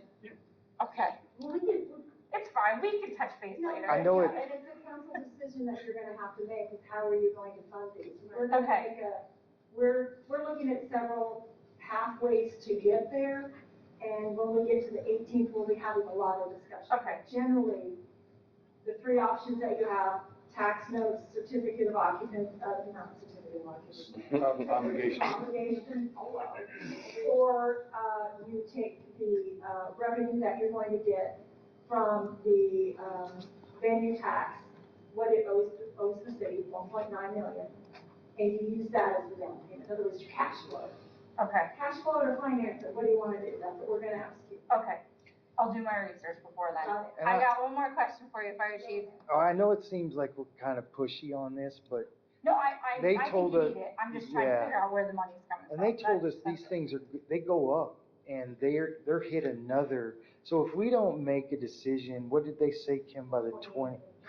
It goes up another 7%, and when we're talking about Yeah. 1.4 and 1.7, 7% is a I want to fund it significant 100%. increase. I was just trying to No, figure out absolutely. where we're And we're not asking at. to do So 100%. I was just trying to figure out, yeah, okay. Okay. But I do have one more question for you. Yes, ma'am. So this you already answered to me personally, but I'm going to ask for everyone in the audience who was questioned, and I got a lot of questions concerning it. How did you get to needing 7-man shifts? Because I was told that once you have this guy, you guys will have 7-man shifts and you're good for quite a while. So how did you get to 7-man shifts? Okay. So we're following, obviously, I've been the chief for the last, 3 months, 4 months. I was the assistant chief before that, but I've been along Manny when he was here, and we were following the comprehensive plan. And our predecessor before him followed that comprehensive plan, which they have been asking for years of saying, hey, we need to get to these firefighters, and they were trying to get to 9. Well, it wasn't until 2 years ago, when Ms. Turner came in, we developed that plan to try to meet the comprehensive plan. They were asking for 3 per shift in the comprehensive plan, and we said, let's try this. We bring in 1 this year, 1 next year, and then this is that final Last one, remainder, yeah. the last one, to get us to 7 per shift. And we showed the management of the department how we could save on. Our guys have a built-in overtime. It's a natural overtime they're built in because of their 48-hour 96. But we took out that overtime and just that additional because of the 5-man minimum staffing that I explained to y'all. And the 5-man minimum staffing that's that minimum number that we can operate to enter into an IDLH structure. So if we get to a residence and we determine that it's on fire and we need to put a crew inside to perform a rescue, I can't do that without having the bare minimum, which is 2 outside, 2 inside, 1 running the engine and 1 running command. So there's and 2 left here to copy the second call, because 23% of the time when I run a report, when we're actually on a call, we get another call. And that's a significant number. So we have to have that manpower split up to cover these calls. And we dropped our overtime rate, and I had run a report before we came anticipating that you would ask that. So when we met with CM, she gave us that firefighter 2 years ago, which would have been, we added 1 in 2020. On our additional overtime hours, we were at 3,037 hours overtime that year. We added that additional firefighter and we cut it to 2,037. The next year, we were at 2,628 in overtime. And in 2023, as of right now, we're at 1,609. Awesome. So that was with the built-in overtime. Now, if I take the built-in overtime out of that, in 2020, we were at 1,094. 2021 was 2,744. We also have to remember that was the snowstorm and COVID. And then 2022, we dropped it to 1,447. And this year, we ran the report and we were at 488 hours. Wow, that's amazing. Yeah, having an Yeah. additional firefighter person. It's been it has been by far paying for that firefighter over and over. Awesome. So, Thank you so much for indulging me. thank you. Anybody else? Just, Mrs. Heffernan? I know that when I talked with Kim and Christine, we talked about the maintenance on the fire trucks, and it has to be done by a certified person and she asked you to run the numbers on what kind of money, that's all money that nobody in Randy's area can help with because they don't have that certification. So you have to call out and kind of get in line with all of San Antonio. How much money are you spending on that? I didn't bring those numbers. I sent them. Oh, yeah. Oh, I'm sorry. Oh. I sent them over and I didn't bring them. And then the next page. So we use Alamo apparatus, which is that they have to be EVO technicians, which are those emergency vehicle apparatus techs. So the difference is we can't just take fire trucks to a general mechanic who's a diesel mechanic and allow them to work on the brake systems, the fire trucks, so we have to take it to that specialized, and that, as you said, they're backlogged just like everybody else. So our apparatus sometimes is out of service for a long time.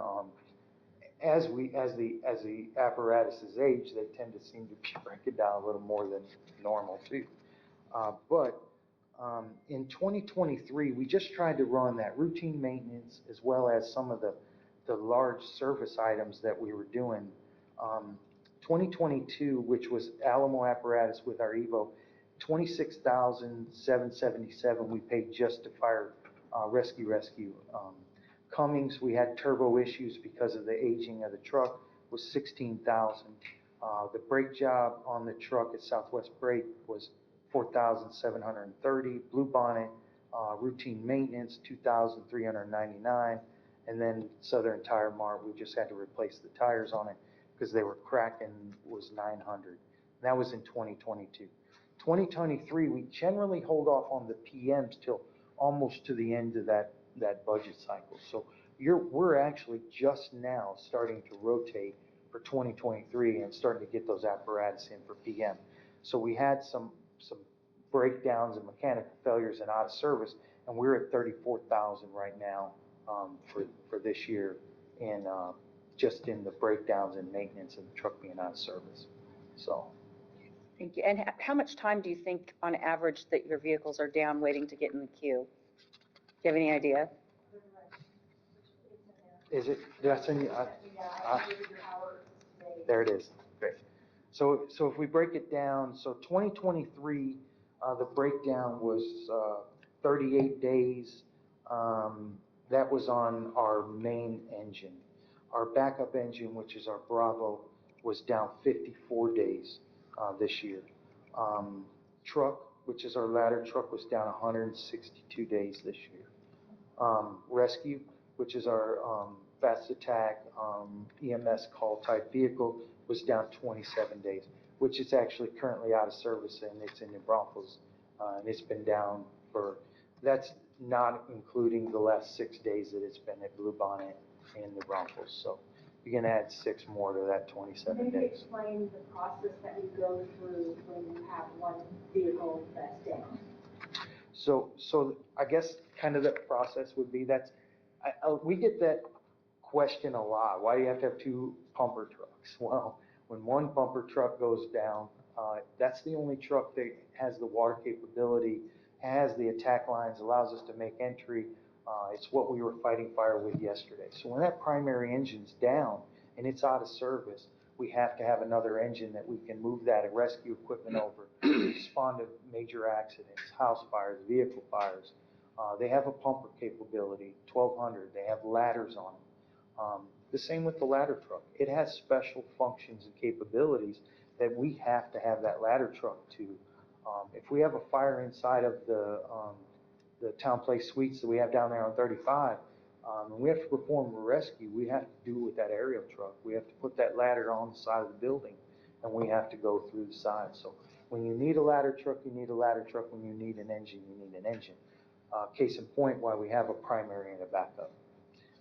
And we follow NFPA standards. We like to keep that apparatus as a front line for about 10 years.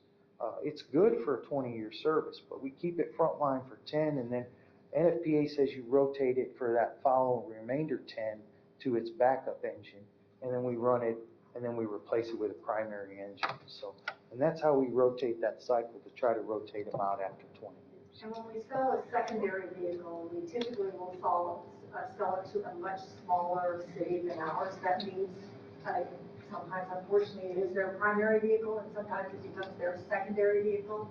And then we take the money that we receive from that, and it goes towards the debt on the fire truck. Absolutely. And we can sell those a lot of times to the volunteer departments out in the rural communities who don't, they're not by law held to NFPA standards and TCFP standards and all of the standards that we're faced with our gear and other things. And a volunteer, they're glad to have that apparatus, and they'll use it. So. Perfect. Yeah, thank you. I was primarily just doing some digging, so when Randy gets up, I had some questions for him, but I needed this ahead of Did time. I set the stage for Randy? You did, you set it up nicely, thank you. Thank you. Good on fire now, everybody? I'm good. Okay, great. Let's move on then. Thank you, guys. So if we disconnect, Now we're on the right. if we want to talk again, It's pretty much in line, what we had last year, other than, the cuts that were part of this one.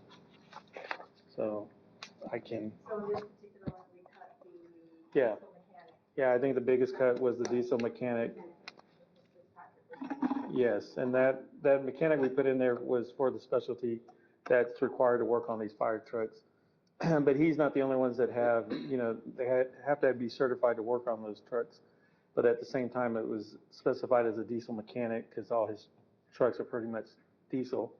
But in the public works field, we got lots of diesel. All my tractors, now that we got all the generators throughout the city, we got a lot of diesel equipment, and that's what we lack. I got 2 very good mechanics and 1 part-time mechanic. And I've had 2 mechanics, not I personally, but I've had 2 mechanics since I've been here since 1990.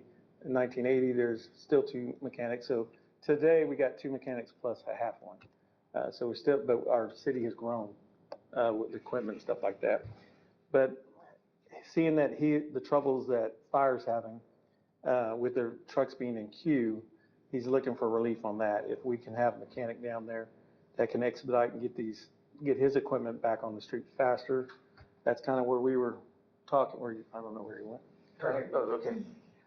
So Todd and I were talking on how we can, come together and try to fulfill both our needs and stuff like that. So, but unfortunately, that was a position that was cut for us. Oh, crimey river. Yeah. Hey, I gotta sell it like they sold it there, see? I just want to explain why we cut staff Yeah. first. Because the needs that we're pulling over, the 550,000, you could say, oh, well, yeah, let's add this person and add this person in. When you add that person in, you never get rid of the expense. And it does take your general overhead and make it very high. And so we have to be sensitive to that, because when we have too much staff, and then that means we don't necessarily have the revenue that we need for capital improvements and capital purchases. So there's a balancing act. So yes, I agree we need a diesel mechanic. It's just that, sometimes you have to cut something. And when we were cutting salaries, we hadn't even discussed at that point with the council about the venue tax and what was going to be done with that. So that is 2 reasons why that position was cut, along with some of the other positions. The great crying job. Okay. I think I understand, I'm sorry. Yes, ma'am. I understand why that was a position that cut, and also because Randy's area is one of the largest, and he can afford to lose that position as well. I just think it is an area that we need to be sensitive to, that there is a benefit to 2 different departments, both fire and public works, which I would also say are part of our first responders, because they are on call 24 hours, 7 days a week for all of the utility work that needs to be done. So I just think it's an area of opportunity that we should be sensitive to, that if there's the ability to put that money back in and fund that position, potentially that we consider it. I don't know that it's something that we can look at, but it's just, I do think it brings value to a couple of different departments in a couple of different ways.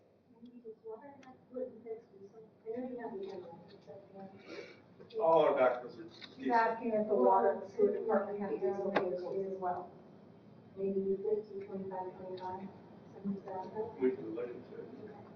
So repeat what you said. I'm sorry. Council.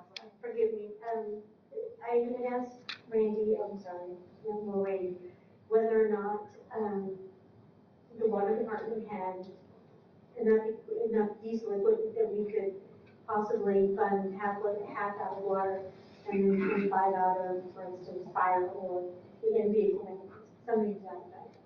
But again, as, Ms. Turner mentioned, we have to consider the fact that this is an ongoing expense, and we would have to find funding for it for ever. So, that was my question. Okay. Ms. Paul? Just real quickly, and it's a small expenditure, but, and it's sitting right there, that's why I'm asking now. The memberships and subscriptions, what is going up another over $6,000 then? That's proposed? From 2023 was 6,000.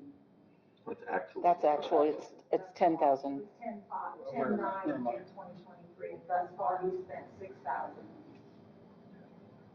So it's going up by 2,000. It's going up by 2,000. Okay, I read that wrong, so it's not as bad as I thought. Okay, to date. Yeah, then never mind, it's very small, so. Okay. It was the way I read it. Animal care, animal shelter. And out of animal shelter budget, there was a vehicle that was cut. They were requesting a F-150 pickup truck. That's really the only thing within the animal shelter that was cut. Anybody? Yes, Mr. Buck? Would that have been a replacement vehicle or a new vehicle? Replacement vehicle. They have a hand-me-down on the truck that's down there. Do you have ages by any chance? Are they past their life cycle, anything like that? Or do we risk not being able to respond to No, a I mean, resident complaint or something like that? No, pretty much all the vehicles in all the departments on the general fund side were cut, but what we do, it's part of our vehicle replacement program, so what happens when they get cut, I have to roll them over into the next year, so we just move it back. So that's what's gonna happen, but I don't have my year on this one, but the one that they have down there. That was 2008. 2008? Okay, okay. Good. Anything else on this one? A lot of times when we're doing budget, one of the questions that gets asked of the various departments is, do you want equipment or do you want personnel? And they have to make that choice, because, you can't have everything. It would be nice if we could have everything, but yeah, sometimes we have to make those choices. Okay, very good. All right, let's move on to library then. Library, yes, sir. The library had to have items cut. One of the most significant items was, Christine, I don't know what it's called. The door counter. Cedar Lake.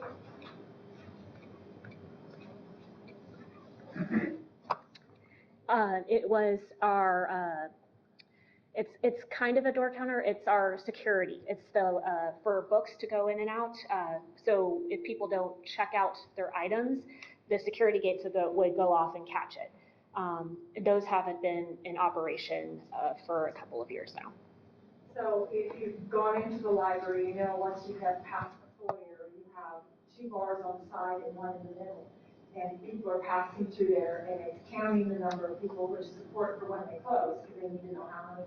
Plus, for their annual report they have to give to the Texas Library Association, they have to know how many visits they have.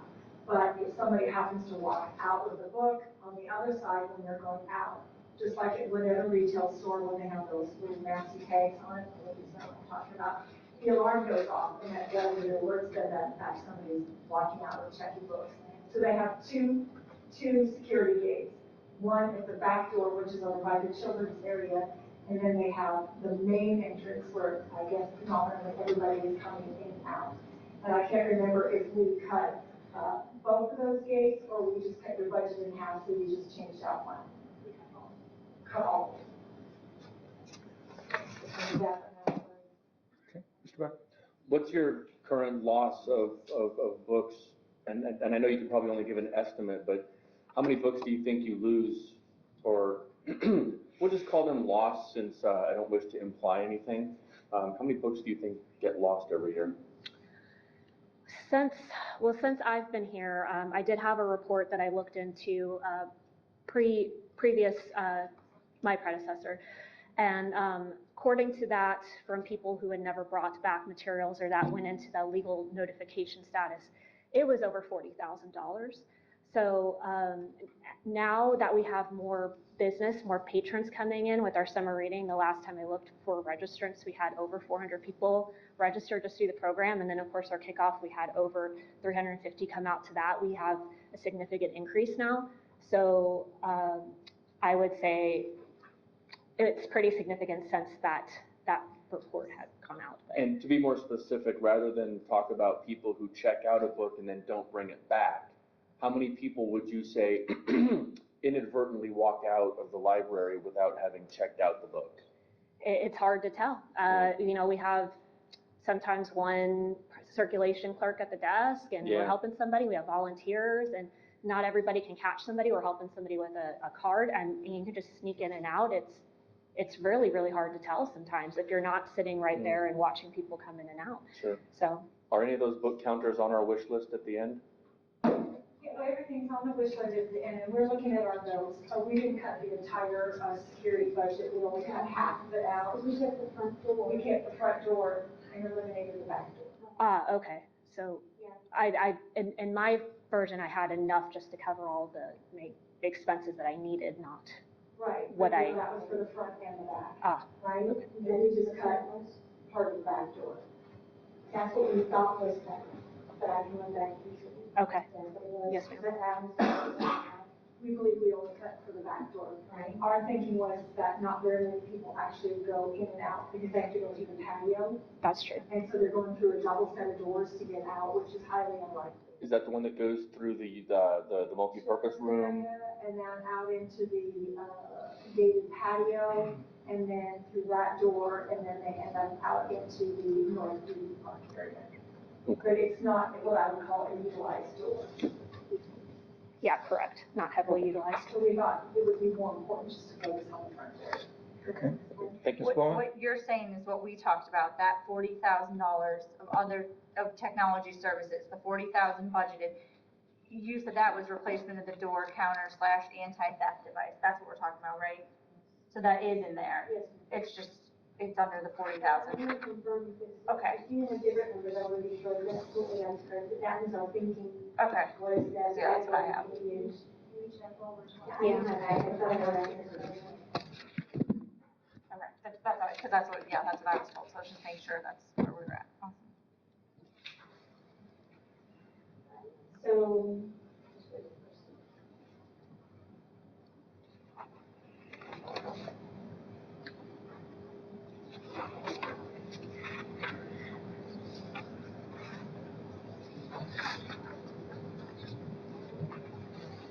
So I believe, yes, you're right. I would just take out something else that I needed to cover, but yes, ma'am. Anything else on the library? All right. Thank you. General fund non-departmental. So earlier I told you the page had been removed from the very beginning, and we're just getting started. So you get to, and I apologize, I didn't write down the page numbers. It actually should be page 64. 64 is for general fund non-departmental. Councilmember Vaughn had asked that we add the categories, and that's the categories you can kind of see where the money's actually come forth. And they now agree with the rest of the department budgets. So we budgeted here are items that really aren't department specific, but they could be building specific. For instance, stormwater does not have a non-departmental because, well, they're kind of Water wastewater does have a non-departmental, and, general fund has a non-departmental. The golf course does not, because they place most of their non-departmental items in their general admin, general administration. So, again, this is pretty much where we're gonna place anything that is really not related to a specific department, but has to be. And also here we've added a transfer out to capital replacement. I know it's only $5,000. The goal is at the end of the fiscal years to add to it, if there's anything that we can add to it, so that we have a replacement plan for our capital. And staff will be working on some type of, information to tell you what items have to replace, when they have to be replaced, similar to what has to be done with the fire department. They know they have to have it replaced within a certain amount of time, and this is where we'll start moving these monies to, is into the capital replacement fund. And you'll see those under the one budget. So the next we move on to the enterprise funds. And again, we added, just a page that kind of outlines the departments for the residents at universities, so they can understand what's included in this department. There were changes to what was presented to council, not under the revenue side, but under the expenditure side. The primary change is going to be on page 70, in yours and 71. We had to add back in the debt service and the capital improvements, which were not on the summary, which was submitted to council.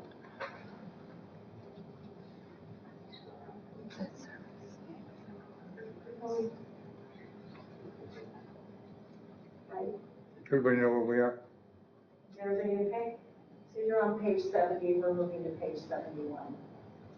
So before, what you have is up to total utility non-departmental of $889,000 approximately. What had to be added in and factored into the revenue expenditures, or revenue over expenditures, was the debt service and the capital improvements. And thank you for Athena for pointing that out. Just go down. And then you will see the capital improvements right here. Other than that change, Hang on a second. One second. So that had the Walmart water line on it, which I thought was going to be ARPA. Is that right, the 350? And that was previously in the version we had in the capital improvement fund? there's a note to add it to ARPA, but we've not updated the ARPA spreadsheet for the ARPA information for what it's getting used for. So what we'll do then, that one is we'll move it out of this budget into, or transfer the money from ARPA to this budget. So there's a, you're talking about redoing the ARPA plan, I guess? It's kind of like, is that coming Not back to us, necessarily, or? we're revisiting it to be sure that we're on target for what we had planned, and if any changes have been made, that we can make those changes at that time.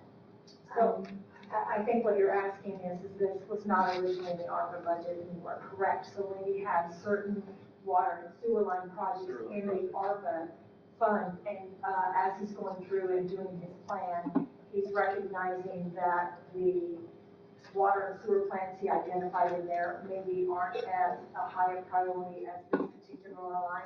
So he's wanting to switch out one of his ARPA projects for the Walmart water line project.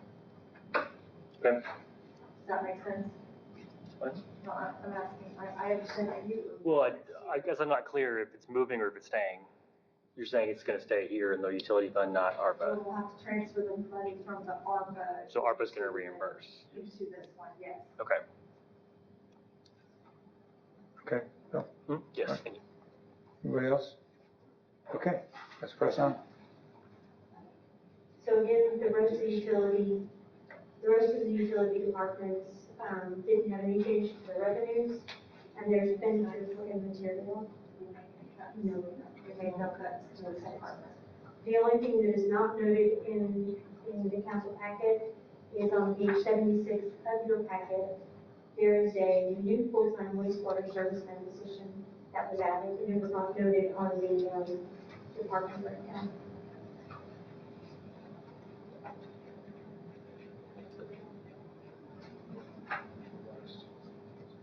Very interesting, okay. So the news information has been added. So this is under utility fund? Yes, that's Yeah. correct. The other departments have questions. I'm sorry. Yes, Ms. Bowman? Okay, I think we're like going from public works into water, so I did have a public works question, but forgive me, because I don't know if I actually set my questions up like correctly with the budget. I just went like public works, so, I had two questions for Randy. One of them was, the Rifle Gap cul-de-sac was 70,000, that's public works, right? Am I in the right spot? That was back in, that's in, general fund. That's right. Oh, go ahead and answer. Sorry, can I go back? Can you just explain Yes. me what your plans are for Rifle Gap? So Rifle Gap is the cul-de-sac up there that is sinking in that cul-de-sac. We've had complaints from the residents there of standing water that can't even get out of the car to their driveway.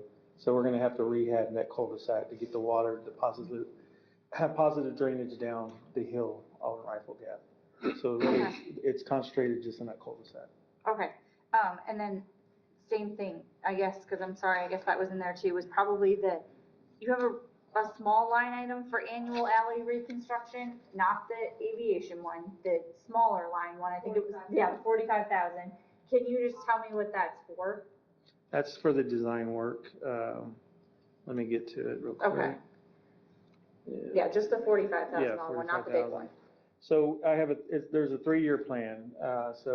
We have 35,000 that was budgeted in this fiscal year. Next year, I have 45,000 budgeted, for the next, alleyway design. Design of what alleyway? Yeah, I'm sorry, So- I just don't know what you're talking So about. we're targeting the paved alleys, that we currently have now, rehabbing. And this one here, I didn't put that one on there. So, this one is one of the, I think it's the one that we have in, Coronado, right there at, between Balboa and Corvera. I Okay, believe it's that alley right there. that's all I had for public works, or wherever that was, sorry. Okay, that's fine, that's fine. Utilities is under public works. Okay. So now we're okay to go to utility fund then? Is that where we're at? Okay. Yeah. Utility fund's done, so now we're moving on to Water, and I do have one water question. water and sewer, okay. Okay. Anything to highlight there? So page 81. Okay, we'll pass where my question was. Sorry to interrupt you. So Oh, okay. on 77 for water, on page 77 for water, Randy, can you tell us a little bit about like how much water we have and how much we're typically using? So you have in here that you want to buy some more groundwater rights.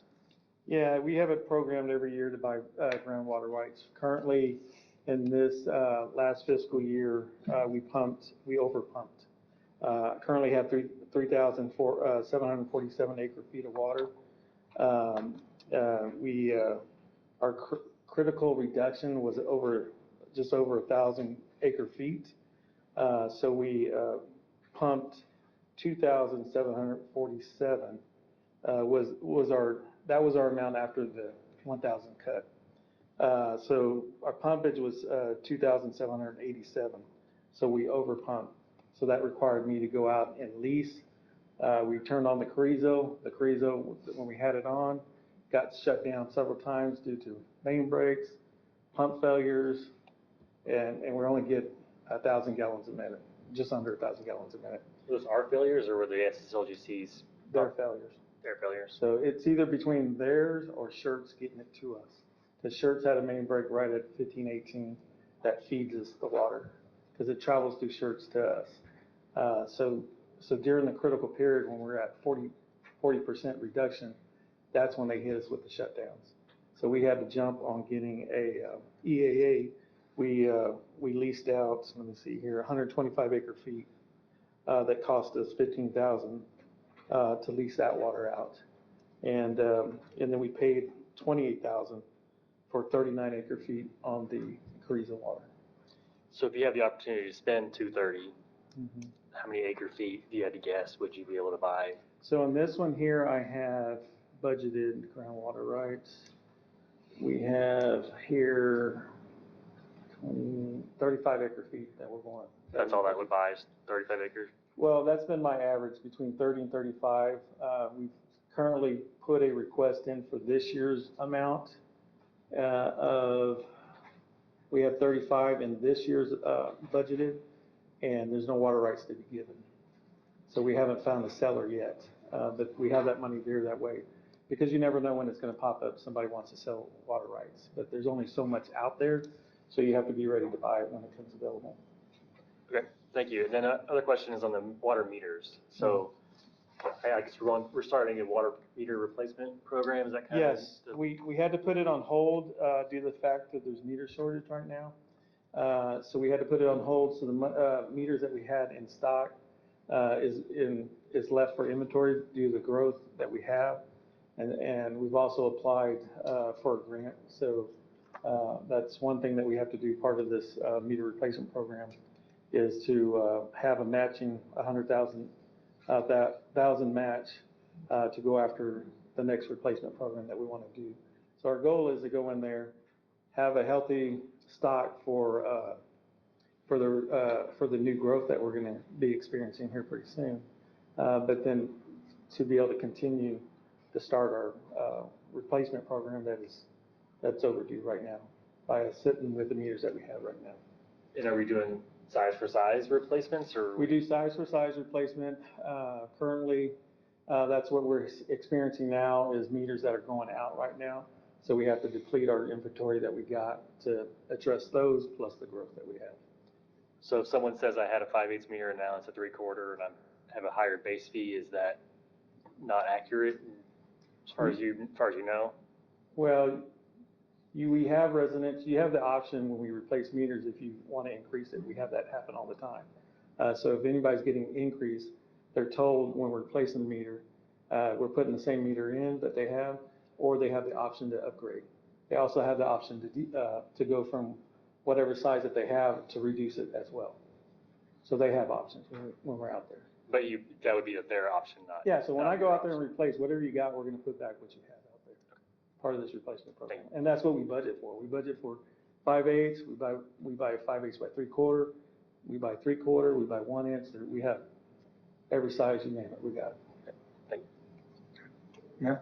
I just know someone's gonna ask me this. If someone wants to downgrade from there, if they got a 3/4 and they didn't know they were getting 3/4 some magical way, how would they downgrade? Would they just call Public Works? They call the utility office that they want to have it switched, we'll switch it. Because there's impact fees that if they upsize, if they're downsizing, there's no impact fee because they've already paid for it. So if they're downsizing, we're okay with that. But here's the thing, if somebody wants to downsize, if they think they're gonna save a couple dollars a month, they're not doing themselves or a future homeowner a favor by downsizing. There is a reason now why all new homes need to have a 3/4 inch, and a lot of that has to do with the demand and the pressure in the system. So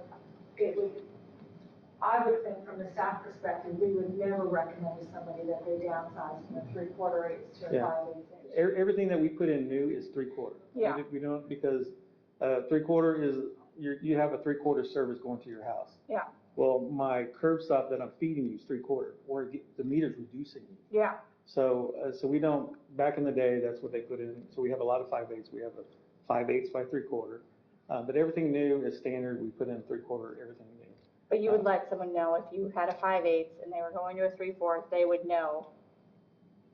They should know. Like if they had a 5/8, but now they have a 3/4, you let them know. Yeah, so that, hey, this is a 3/4. because if I'm changing out your meter, I gotta go knock on your door, let you know Yeah. I'm shutting your water off. So we're there letting you know that we're replacing your meter and telling you all about it. Okay. And stuff like that. So that's part of the process of changing out your meter. But currently, right now, we're not doing the replacement program. We're only changing out meters that go bad right now. Okay. But would you recommend to anybody that has a 3/4 that they live? I recommend, because this is what we encounter. People that have the 5/8 are always upgrading their meters to have the full 3/4 because they're putting in irrigation systems. And that's what the irrigators recommend and stuff like that. So we've held off. I rarely have somebody, well, we don't offer it for new construction. It's always 3/4. But we've had people with 1 inch want to reduce, go back to 3/4, something like that. But we give that option. I wouldn't recommend it either, I'm just saying, I had a resident say that magically they had a 5/8, but it got put into a 3/4, and I guess they didn't know. I'm not saying that's accurate Well, or they- anything, but- I'm just but they need just to come- asking. Yeah, they need to come talk to us. Yeah, just purely asking, so, Yeah. okay, that's the only reason, I wasn't suggesting or anything, I was just asking if they could move, it was just one person, it wasn't, a bunch of people or anything. So Yeah, they can, I they was can just make, curious how they they can would do make the that. request and we can do it, yes. Okay, Mhm. I'm good. Okay, very good. Anyone else? Okay, next item, Stormwater. stormwater.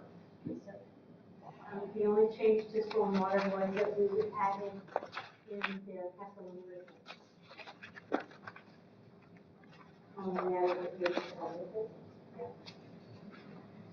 Okay. Any questions on that one? Anybody? Okay, press. We're on page 84, approximately, in the budget packet. So we're on round 40 now. The budget packet shows the revenues for general and admin. I believe the 1.861,500, because we moved the 550,000 out, then it's reduced their revenue to 1.311. So if you look at page 86, you'll see the revenue tax revenue that's being transferred in is 1.2 million. And then under expenditures, on page 90, the building maintenance has been reduced from 1.1 to $550,000. Those are the only items in the general and admin. Any questions on that? On the general admin side? I guess the Yes, the building maintenance, so the 550,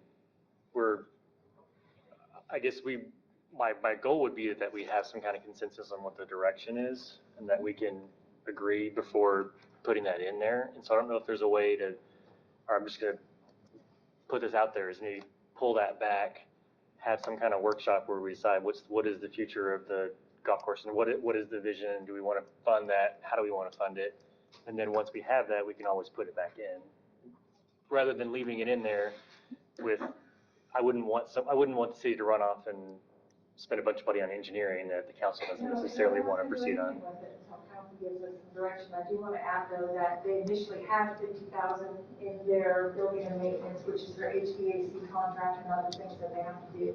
So it is 500,000. Sure. The reason is, it's 550 in parks and 500,000 here is because we had to account for what they already had in there, so we just threw the bigger portion towards parks. But no, they're not gonna spend any of it until we give some direction. Remember, the only direction that you've given us so far is yes on the computers, which they added into the budget, yes on the upsizing of the fiber lines for speed and continuity, which is in here. And then the other thing that we talked about was the possibility of, with this 500,000 of doing the expanded parking lot. That is desperately needed, but no, we're not gonna touch it until we get direction from council. Would you like that to be tonight, or would it separate? We can do it tonight, we can Meeting do or- it separate, it's completely up to you. Do you have an estimate for the parking lot? No. We had done an estimate for a temporary parking lot, but, if council's gonna provide the funding, then we'll go out and give the estimates for a permanent parking lot. When I say temporary, we were gonna use, Randy's guys were gonna grade it, throw down some, old reused asphalt so that we had a temporary surface to walk on. But if we're gonna do a permanent parking lot, we'll get a contractor to go in there, survey it, shoot the grade, put the plans together, tell us how we need to get the water off the land and all of those other things. So we just do a real parking lot. I know you're not gonna wanna say it, but are we talking maybe 100,000 or 300,000? If you just had to wild guess to expand it. A lot of it we can do in-house. Currently, the one that we're gonna do in conjunction with the EDC is we're gonna partner with one of our contractors that we work with and do it together to save them some money. So that one there, I see us doing the same. The only thing that we need to know is I got to get a good footprint on where this parking lot's going to go. So if there is any future expansion for a building in that site, I don't want to build a parking lot where that's going to encroach. So we got to kind of get everything surveyed out there, get elevations, and then that way we leave a footprint for any future building that would go out there if we're going to build this parking lot. So, but design-wise, I got to have a design. That's a given. That's probably $20,000 for design. And then it's just a matter of how much rock I'm going to encounter on elevation. You know, we got a whole round, we can break a lot of it out ourselves. But we got a pretty good contractor that works with this, and we've done joint projects with them before, so. So let's go, is it more than 200,000 or less than 200,000? I would say less than 200,000, yes. So if that was less than 200,000, so kind of talking with the golf staff, if there were really just besides the computers and the internet and the parking, the only other critical area, that is it, we only wanted to do one other item besides the parking lot, that would be the flooring. I mean, I hope all of you have been in there. You can't tell so much when you're having a lot of people in there and there's a party, but when you're only showing a wedding group around, if you took a good look at that flooring, and it were in your home, you probably would be embarrassed by it. So I would say the other big item that we would like to tackle, if we're only going to do, just think about this year right now, would be to go in and replace all of the flooring and get rid of the notion that we're going to have carpet and go to some kind of industrial, I don't know what that word is called, Mr. Goldsby probably knows, looks like wood, but it's not wood, whatever it's called. LVT, luxury vinyl tile. Yeah. That wouldn't interfere with your future plans, or wouldn't be a waste to do the It would floor? have to be done anyway with the future plans, and that's why if we were to do it, we would not just do the wedding area, but we would do the pro shop and the bar and the offices all at the same time. Because the main thing is if we did a renovation, we know we would have to do the floor anyway. The other thing would just be taking the wall out, which I think that, probably be figured out. Between the pro shop and the. Between the pro shop and the lounge, that would be the major thing. Any flooring that would end up being in the bar area, if the kitchen got expanded, hopefully it would be reused somewhere else. Didn't you say at some point, though, that there's a structural issue of why the flooring's hard? So we actually had a structural engineer already come out and look at that for us, and he said, no, go ahead, if we have to, rip up the carpet. In the banquet side, it's concrete floor, right? No issue there. On the other side, where it is the wood floor, No, so the banquet room, so half of the building is divided and it's on concrete and the other half is on plywood, I think. And so that's kind of the problem is like we have carpet tiles, and so when we pick up the carpet tiles to replace it, the plywood was coming off with it. Yes, so what the structural engineer said, look, just rip out all the plywood. Whoever comes back to put in the carpet will need to float it so that the new plywood matches up with the concrete. And then when you put your, whatever 3 letters he set down, you actually have a level surface. What are those letters again, Bear? LVG. LVG. LVT, luxury vinyl tile. Don't let luxury fool you, it's not all luxurious. Right, I understand. Obviously, it would be a commercial. So that would be the other project that we would consider doing. And again, not having direction from council, we haven't gotten estimates on anything. We're just holding tight. So we tell us what we would. Well, just to finish I would be fine with the parking lot and the flooring, and if you want to throw a few thousand at the men's bathroom to rehab it, I'd be fine with that too. But, so I'd be interested to hear what the rest of the council says. The men's bathroom, oh, have you been to the men's bathroom? Yes. Yes. So have I. It's old. What were you doing When in? we redid the building the last time, we did not do the men's room. We did the ladies. That's what I told him. I said, I think they did the ladies, because he's like, the men's is horrible. And I was like, the ladies isn't like It's probably been updated at some point, I guess. The men's is not. But the men's was not. Okay, let's go to Ashton, then we'll get Paul. Yes, ma'am. So yeah, I'm with Councilman Vaughn on that, actually. I'm okay with the parking lot and the flooring on the golf course and the 50,000 for, you know, the stuff that was already in there or whatever. So I'm not opposed to the flooring and the parking lot for this year. That's it. All right, Paul? Upgrades to the kitchen? So, that's a bigger issue. You can do upgrades to the kitchen, but where the heck are you gonna put everything? Yeah, and that was my question. That's something we don't want to tackle until we decide what we're going to do as far as the possible expansion of the kitchen or. So even with the parking lot and the flooring, you know, we'll go out and get the estimates and we'll bring it all back to you, even though now you're saying, yeah, that's what you'd like it for, but we're gonna bring it back for you and let you look at it and talk about it, discuss it, and, you know, see what those dollars are. And then in the interim, again, we have had a retail architect come out and look at the facility to try to work on the flow and the wedding and the cart and all that other area.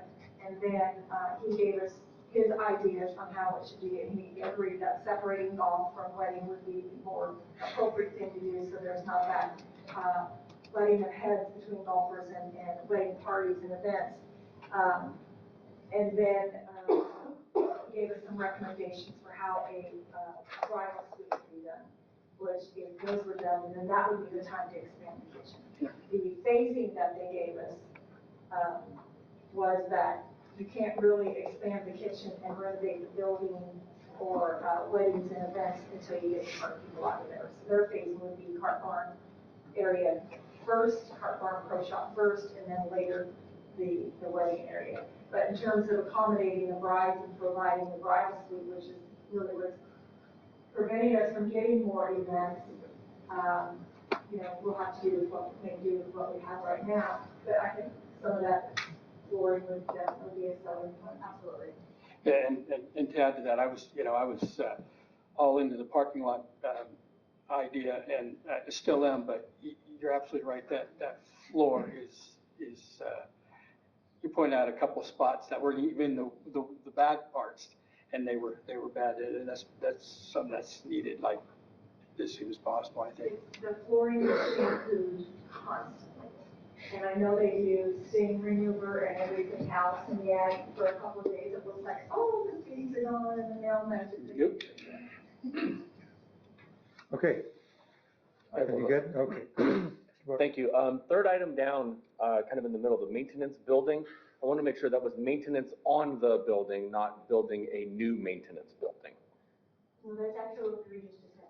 Yeah, and It's just maintenance on the existing building. okay, and it was down from 1.1 million in the packet that you sent out to us? Okay.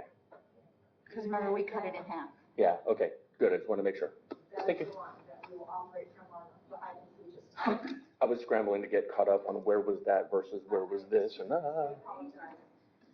So with these additional things that council has made, that they would be amenable to, does that fit that into what we have allocated in the budget? Well, now that you've given us the direction, we'll start working on legitimate estimates and then bring those back to you. Okay, and I totally agree that the men's restroom absolute need to be fixed. We'll do what we can. Okay. I think that, I would hope that we all would agree that needs to be included. Yeah. you've never seen it. I've heard stories.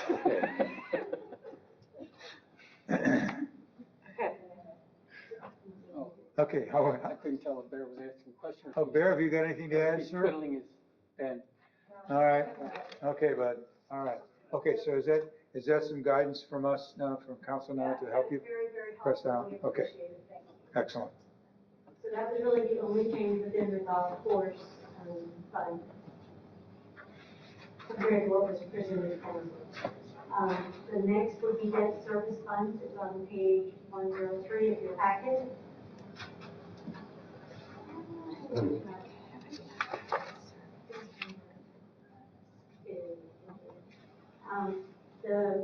On page 104, you have the debt service for the general fund. what's been added here. What's been added at the bottom is the tentative bond that would, that are proposing to be issued in September. Okay? And Any, Mr. Quiroga will be here again on the 18th, the next meeting, right, Tuesday, Right. To discuss that with you and to talk about it, to get your feedback. Okay? all right, any questions, anybody on this? We're gonna hear from Victor again next week. Yes, sir. Okay. And Randy, the Randy's consultant. There were no changes to debt service for utility fund, capital improvements fund. It's page 107 in your packet. So what's been added, can you go to the left one?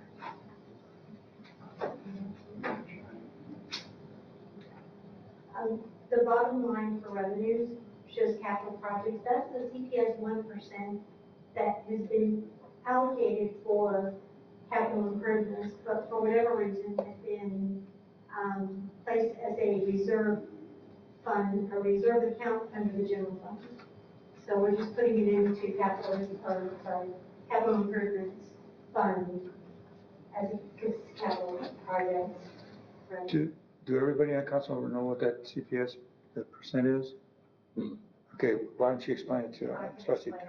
So we get a franchise fee from CPS, it was 4%, I should say, it was 4%. CPS gives cities the ability to add an additional 1%, and if we add the 1% on, then it shows on the bill as 2% per city. And when that was approved by the city council, the indication that they gave to the staff is that they wanted that 1% reserved for capital projects. So I think what happened when the word reserve for capital projects, it got sent into the reserve funds, but it really should have been capital projects. Yeah. And so we moved it from the reserve line, the new category, into capital projects. Interestingly enough, we were one of the few cities that does take advantage of that CPS situation. Well, we were one of the first. Very first. I think most have picked up on it, but we were, I think, the staff at the time really made a wise decision with council. For primarily then, when we did not have any of the grant money that we had for parks, we were using that capital project money for some of the early on improvements Right. that we made to the parks. Yeah. Yes, Ms. Bowman?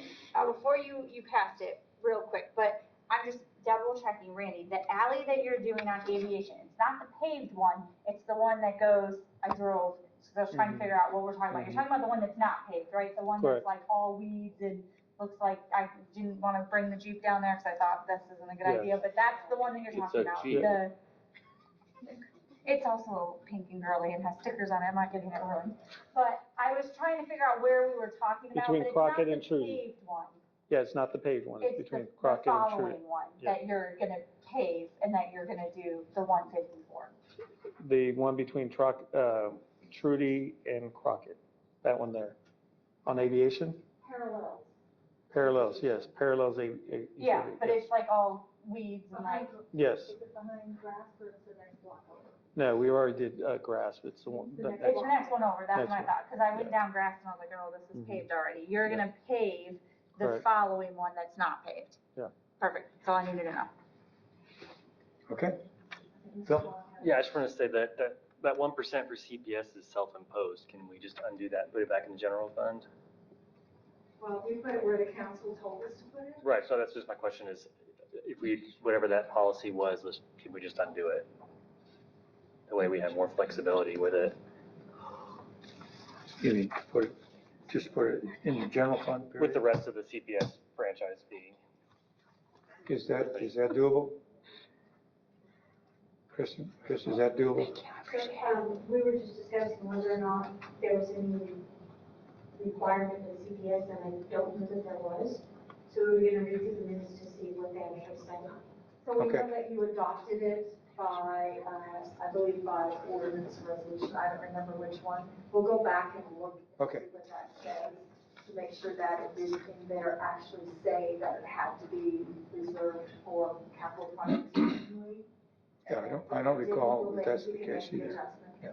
Either way, it's gonna be used for a capital project, right?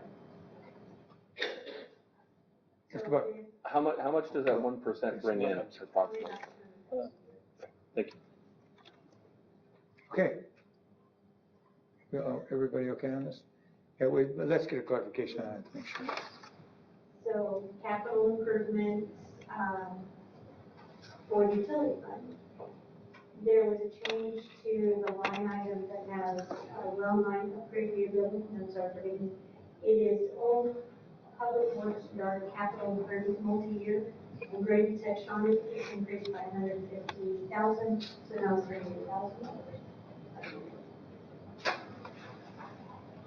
Much needed. Okay, so next is, capital improvements for stormwater. I just noted that, golf course, the whole 8 and 9 storm drain project, 650,000 is being transferred from the golf course to stormwater, this fiscal year. In the next fiscal year, it'll be $450,000 that will be transferred over. So I question whether or not it's actually, I think it should still be a proposed budget of 1.1 because the work hasn't been done yet. Okay. Do y'all understand what the project would include? It's going back to Mother Nature's way where the creek flows on the course. And if you had ever been out there in recent years, the erosion on both 8 and 9 has been unbelievable. I mean, it's almost not, the holes are almost not recognizable the way they are laid out because of what happened over the last 20 years. Very, very much needed addition to the course. Okay. On page 110 of the council packet.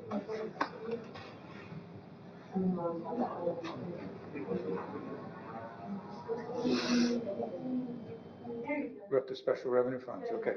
Yes, sir. If you scroll down a little bit further, you'll see that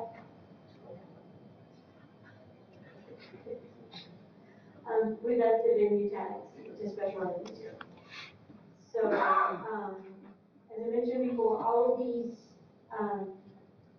revenues were being recorded or being budgeted in the general fund and village should not. They're very restricted. Many of them are very restricted, some are just restricted. The only change in here was we're going to add a venue tax. But also, if we look at stormwater, page 121 of your packet.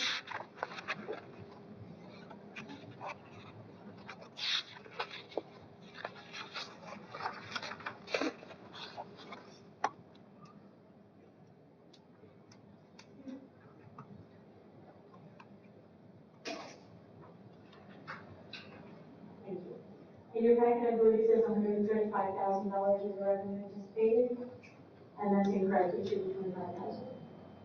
So it's incorrect here. And the venue tax, which is the next page. I'm sorry, can I stop you for just a moment? Yeah. The impact fees, much like the water impact fees, are new connections to our water system, is that correct? To our sewer system, is that correct? Okay, thank you. So the venue tax, which is what council discussed on the 5th of July, we are anticipating 1.7 million, and it's a little low, I've estimated 3,000, but you'll see the transfer to the golf course is 1.2, and then the transfer to the general fund is 550,000. And that is pretty much it. On the ARPA, Yeah, so, should there be a 350 transfer out for the Walmart water line? We haven't gotten that. Yes, sir. Oh, There will be. okay. There absolutely will be. okay.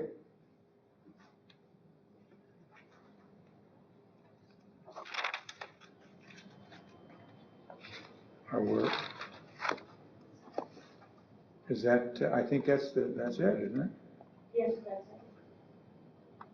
Okay. Questions, comments, suggestions? What type of guidance do you need now? Since we've talked about some of the additions, some of the movements, what else do you need from council to this evening? Well, our best guess estimate at this point, on revenues and expenses and the transfers that you approved or advised us to make. We put 50,000 for something in the building department, and the question is that means the remaining 500,000. Are there capital projects or items that were cut that you want to add back in, and or what do you want us to do? That's the question. Can you update us on the right turn lane on Pat Booker to 1604? Yeah, currently, they're looking to wrap up design and coordination with TxDOT. There's a lot of coordination that has to happen, but that won't happen until about December timeframe. So there's a lot of coordination on what we're trying to do is get TxDOT to fund most of it, if not all of it. So, but they have their own funding mechanism. So we're going to look into see, instead of going to the EPO because it's too small, because it's estimated right at $1 million, just a little over. Okay. So it really wouldn't qualify for NPO funding.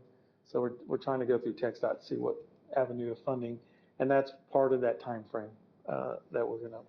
So you think in December we'll know whether they're going to play ball or not? Yeah, that's what we're hoping. Yeah. Okay. Then the other one that I was just going to ask it for an update on is, so we talked about the Kitty Hawk a couple meetings ago, the new improvements there, and it's like a big scary number, like $4.5 million. And it might need to be done in the near term. What are the thoughts on funding that? Yeah, that's the stuff that keeps you awake at night. Well, the ARPA 350 is going to get us started, right? So I already have bond funds, so the portion right there, the tract of land at the corner that we're looking at selling, we'll have the sewer line in part of this bond project with the stub outs. This water line also is needed for the improvements for that tract and for the extension beyond that. So, so that's really what we're calling kind of phase one. That big number that you mentioned, that's the area that we need to look into how we're going to fund it. We will look into, those are all eligible for impact fees, eligible because it's all new improvements. So we're going to look at how much we have that we can contribute to that. That would offset some of that cost. But there's still quite a bit more that we need to, between the land sale and whatever else, to look how we can fund that project. Thank you. Not an easy question. Yeah. No. I think it's a great question, but there's not an easy answer. I think there's a lot of moving mechanisms that we can use to get to that point, but some of that is discussion that we need to have just with council. Yes, Chris. Do we have to spend the 500,000? Like, can you just put it in the general fund? Yeah, it's already. Oh, okay. But like, you have to spend it, like we have You to. have a $500,000 surplus. We could move it to the capital improvement fund and earmark it for the right turn lane or Kitty Hawk. Some of the items that we cut for, fire, police, and public works, if you wanted to add some of those items back in. Okay, I think it's probably still open for some more discussion for us then, as we can do a little homework, figure out where we want to go from here. Because what you could say, we can put it in one particular place, or we could take a look at capital improvements related to police, fire, public works, whatever, in terms of what to do with that $500,000. What would you suggest that we do next? We're going to read the list again. Okay. We're anticipating that you may not have gotten all of that in. And then that way, poor Christine does not have department heads. I understand. You've already put that Can list she give together. us numbers, like why she's doing it? Okay, so we can write down. So for the capital replacement items, we had, fire, we cut $75,000. There was a chipper truck and a F-250 crew truck, that was $120,000. That was under, thank you, sir. How much was it? 120. That was for the chipper truck and the F-250, or sorry, the chipper trailer, I guess? It's not a actual truck, right? It's actually a truck with a box on the back. Okay, and then the actual shred chipper is towed behind it? Yeah, it's towed behind it, that's already been. Okay. These purchases, or mobile equipment purchases, was reduced, I'm sorry, forgive me. There was a backhoe shredder for $21,000. Oh, your cards. And a John Deere tractor for $60,000. No, that's in, general services. $85,000 general services, a John Deere tractor and a backhoe shredder. Computer equipment for fire. Oh, I'm sorry, they're asking Randy backhoe shredder. What's a batling shredder? So it's our John Deere with the bat wing, so it's, Oh, a bat wing, back wing. I heard battling, like Battling. I was like, is it a fighting truck? Both can shred at the same time, correct? Yeah, it's a 96 model tractor. Got it. And then there was, the bikes for the police department, 20,000. Computer equipment for fire is 13,000. How much for that? 13,000. Thank you. And I think it's a general consensus that we would like to be able to reinstate some of the employee recognition programs, which is about 7,000. Yes. Kidding. And no, that's not nice. Everybody's like, What was it?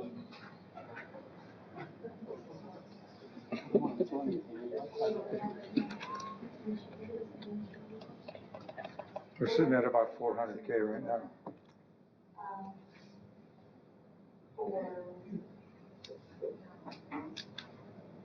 For my 50,000. Oh, yeah, yes. Was the 50,000 that you wanted to try for my department?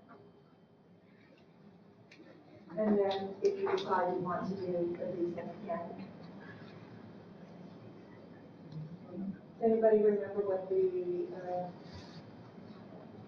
employee cost was for the leasing again? I know what I had 220 in there, and it brought it down to 158. So approximately $60,000. Yeah. That does not take into account the TMRS, the, Social Security, Medicare, medical insurances. It is 75,000, approximately. question for Chief Perna, if you don't mind. She said that your budget was cut by 75,000. Do you have a good breakdown of like priorities, what you would, like what was cut, what would you put back in first? First thing I would. He's like $75,000? Yeah.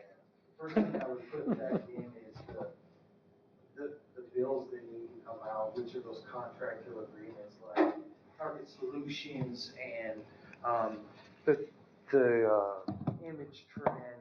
Those are all contracts that we had to cut that communications out. So, What's $30,000. I think it was approximately $30,000. The other one was the chairs. Yeah, and the chairs. I think we're good on there. What's the impact of the department and ultimately to the residents in terms of responsiveness, notifications to you guys, abilities to communicate amongst yourselves, et cetera, by having to eliminate some of those contracts? But we can eliminate it, so I would have to do without something else. So you're gonna have to take it from some. Because again, we have a part-time position within finance. Yeah. That if it came down to it, my department was going to let go of that part-time position. Yeah. Take on those extra responsibilities if they had to. It's a lot for them, but it would be worth it to continue to do those contracts.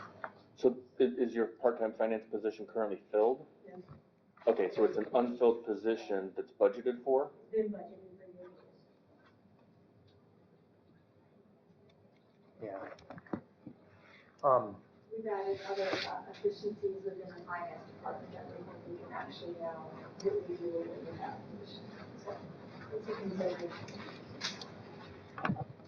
The main thing we had to cut was the community risk reduction, but I think we've kind of worked it out to where that's where we buy all the fire prevention stuff, the stuff we give away in the schools, all of that, but I think we're gonna be able to use this other avenue. I think you use the child safety, you'll have to, check the municipal court codes again. Yeah. But to the best of my knowledge, if it is in any form, a level to teach a child or to protect them, you can use the child safety fund. That was a big hit for us because it takes away all that community outreach, but if we can use this, then I think that's gonna be the fix for that. So it's 30,000 for contracts and it's 13,000 for the computer. Yes, ma'am.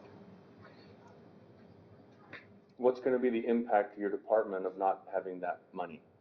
Again, because I go back to the beginning of my opening statements about prioritizing first responders, safety of the residents, everything that we can do to make sure that our police and fire and public safety, et cetera, are fully funded in order to provide the best level of services for the safety of our residents. I'm always gonna say it's gonna impact us because obviously that's how we respond, that's how we make sure we're getting the notifications and. You're being a lot less dramatic than Randy was, by the way. I'd like to But then again, sorry, we already know that we're gonna make. That's right. The contract, so what he's really out is $13,000 for a Yeah. computer, which you had scheduled other computers and we just backed off by a couple. We bought one and the other one was for the new fire marshal that we just hired. It's a tablet, a sense that he does those inspections while he's out in the field on the tablet, so. And that was one of the things that you cut? Yes. Yeah. To do those inspections. Okay. Mr. Najarian, then we'll get Ms. Bowman. No, while you're up there, the 13,000 in computer, I was gonna say something there, but that's sort of been asked and answered. So actually, yes, I'm not sure exactly all the unfundeds that you have, but I mean, I'm looking at these, this $20,000 in bicycles being extremely important to the PD as far as the outreach for the community, as you explained, being able to go into an area, pull off the bike off of a police vehicle, which sometimes can be intimidating going around and being able to have that police officer on a bike, seeing what's going on and the major community outreach that is too. I think that's something that finally important that we need on that list. And I'm with Councilman Buck here that, the PD and fire department, our first responders is something that's very vital. And if we can do anything to check off some of those things, it's a win-win. So, We appreciate it. I mean, but while you're up there, as far as, since we asked Chief Perna the same thing, other than that 20,000 on the bikes, is there anything that you're saying that you cut that you could really use? Going back also to what Chief Perna touched on earlier was the health exams, the chest x-rays. We had added money for that into the budget for this year to do the chest x-rays. Like he mentioned also, that's an unfunded mandate now that came from the state that it's required. Right. So we've actually been ahead of the curve by budgeting for this, the few prior years. But that's part of it that's gonna come with it, so it's something that's gonna need to be done. And it's important for the health of our officers and for the firefighters and everybody that does it. How much was that? I believe it was an extra It was higher on his, just manpower was higher. I wanna say when we broke that down, oh wait, I got it right here, give me 1 second. I did print it.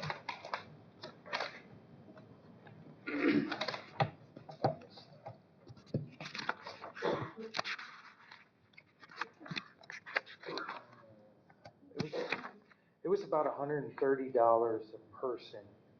So it's roughly 25,000 for the fund. Yeah, for both. We're right about that. 25 for both? That would cover both of us. Did you say We it have was 24 folks and you have $124 per person? $25,000 between the two departments. Okay.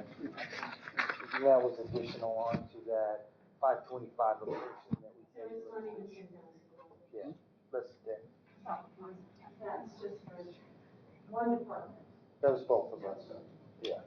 They have 65 approximately together, 150 a person. Chiefs, plural, tell me how many people you each have? We have 24. 45. 24 plus 45 times $150, Say 70 times 150. 70 So who's gonna add it up the fastest? times $150, yeah, 10,500, okay. Yeah. I think when we ran all the. Yeah, I'm done. Thank you. Last year, we were Small? right at that number. Okay, the other thing that wasn't on here was, I don't know, I don't love this. Cause I feel like it's kinda not fair, cause there's like this big list, and I know library said like she gave up stuff and her isn't on here.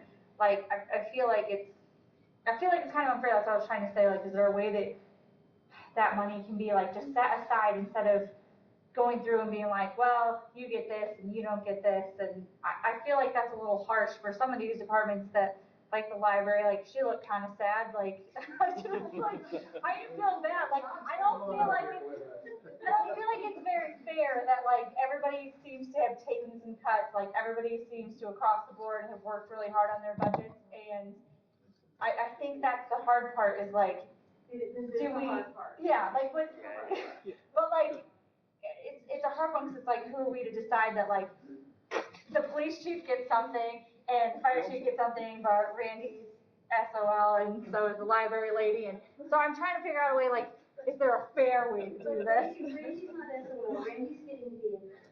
Christina, there's still plenty of money that we can add, the information that was taken from Christina as well. Okay. So Randy's got his. I mean, He yeah. has his vehicles that he wanted, his tractor he wanted, the fire has the contract information that they wanted, they have the bikes, they have the exams. Well, what about the poor library lady? Because I didn't write down hers, so. So let's do the library next. Okay, so like Christine, she doesn't have, like I said, I don't have anything written down for her, so. I think we removed about $20,000 from your budget for the back gate. Yes, that's correct. And if she decides she doesn't need the back gate, you can always buy more books, right? We always need something. Absolutely. I said, so I guess if we have to spend the 500,000, I guess like spreading it a little evenly, but I'm more like, can you just put it in savings and Well, wait? can we put it in savings? I Okay. put it into capital replacement fund. Okay. We could give Christina 29.5, so that would be approximately 300,000. And we could put the other 200,000 into capital replacement. If that's what council chooses to do. Is that how much I mean, the that's total? to everyone, obviously. I'm sorry, forgive me. I'm talking. Nope, I'm done. Go ahead. I'm done. I'm done.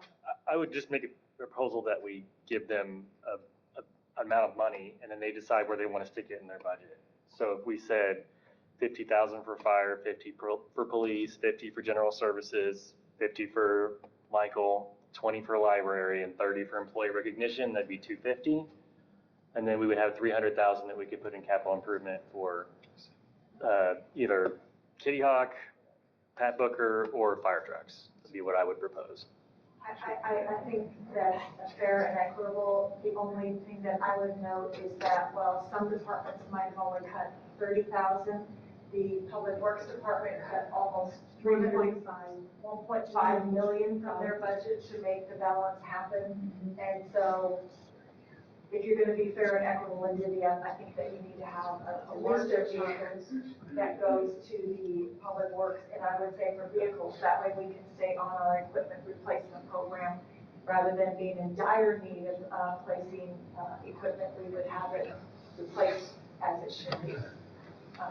Again, that's up to you, I'm just, not trying to look at all of them salving. I know, I love those things, like, this is not, it doesn't seem very fair. It is a fact that Randy's department superintendent said he got rid of every single one of his vehicle requests. mobile equipment applies to get rid of. And so he did take the biggest hit, so my opinion would be that we at least do the vehicles. And how much was that, the 120? Yes. Okay. Yes. It was 120 and then 85. 185, Two hundred thousand, but again, just go back to what Phil was saying. And then if you wanted to take the other portion and divide it among the departments, then that would be fine. But really, we do need to equal the place. Just consider. Okay, so 120 plus 85. Okay. I was going to say, another way we could look at it is, we could earmark just, I think the funding for the chest x-rays are for police and fire, especially because it's mandated by law, is something we probably should look at a minimum, adding back in tonight. Is it possible for us to have ongoing conversations about the remainder, about where we think it is and how to divide it up? And to your point, maybe earmark some for capital improvements and divide some amongst the rest of the departments? Is that possible, or is that like, we need to decide tonight? The decision doesn't have to be made tonight. Please keep in mind that we have to have the budget pretty much nailed down to be presented officially in the first week in August. I have to look at the calendar. So we really don't have a lot of time. Yeah. And if you take the vehicles and the equipment for the range departments, and then the $50,000 that was for development services, $30,000 for the fire department for their computer Chest and computer contracts. and those contracts and computers, I think. Yes. And then 20,000 for the lights for the police department, 10,500 for chest x-rays, and 20,000 to give back to Christina for her gates. With I was starting, it was 255 for just the cars and the development services. You said 120 for the development services, right? No, 120 for the cars, 85, and then 50 for development services. So I was 255. I just didn't get the other It'd be little thing. 250 if it's 120 for general services. It's approximately 335,000. So that's with the bat wing thing? That's what I came up with, 35,500. So what's our total then? 335. Okay, 335, and then the rest into capital improvements. Yes. How does that run with you guys? I'm fine with that. I'm all for that. Yep. Okay. What do you say, Barry, you want to weigh in? Are you happy, Christine? Okay, I think you got some direction from us then. I have a request for the staff. Mr. Buck has a comment.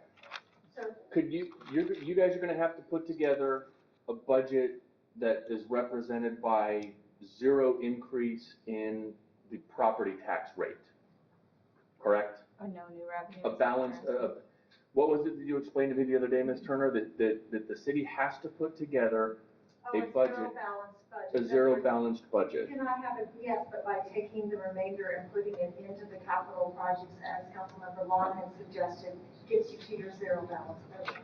Okay, good. So if we go with the exact tax rate, the Goolsby rate, that we had.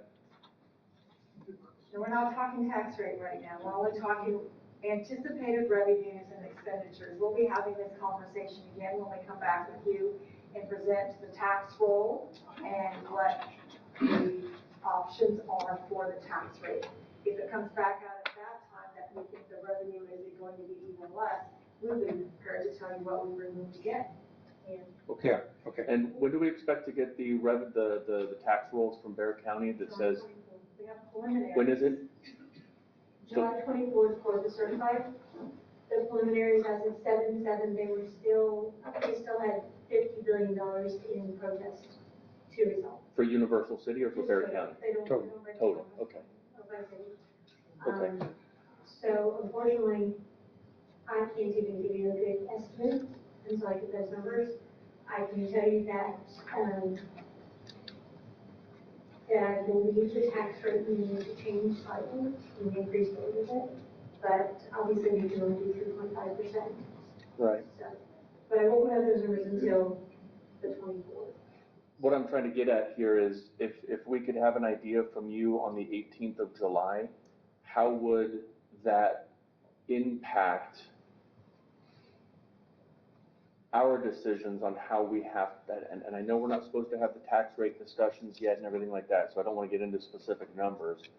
But if you could give us like an approximate, for every $100,000 that you increase our budget, it will potentially cost us half a cent of property tax per $100 of valuation. So that we kind of have an idea, okay, we want to give you this money, but we also have to be good stewards of the residents' money of Universal City. So I want to understand, not just, because if I had all this money, phew, I'd give it all to you guys, right? But I also represent, and I have to be a good, I have to be fiscally responsible for them.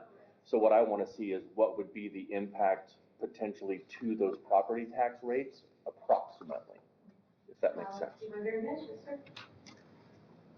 And then I also have to provide fund balances. I spoke with the auditors earlier today. She's supposed to be getting the information tomorrow. I didn't trust the information that was provided in the prior audit because it didn't tie to anything within our file balance.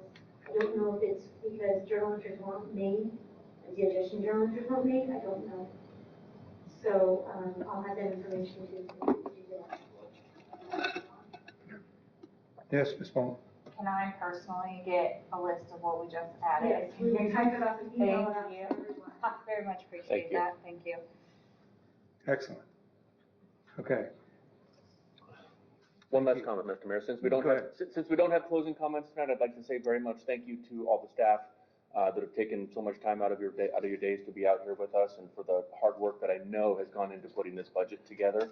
I know it's a pain in the backside, and I know all the blood, sweat, tears, literal tears, Randy, that go into having to make some of these cuts.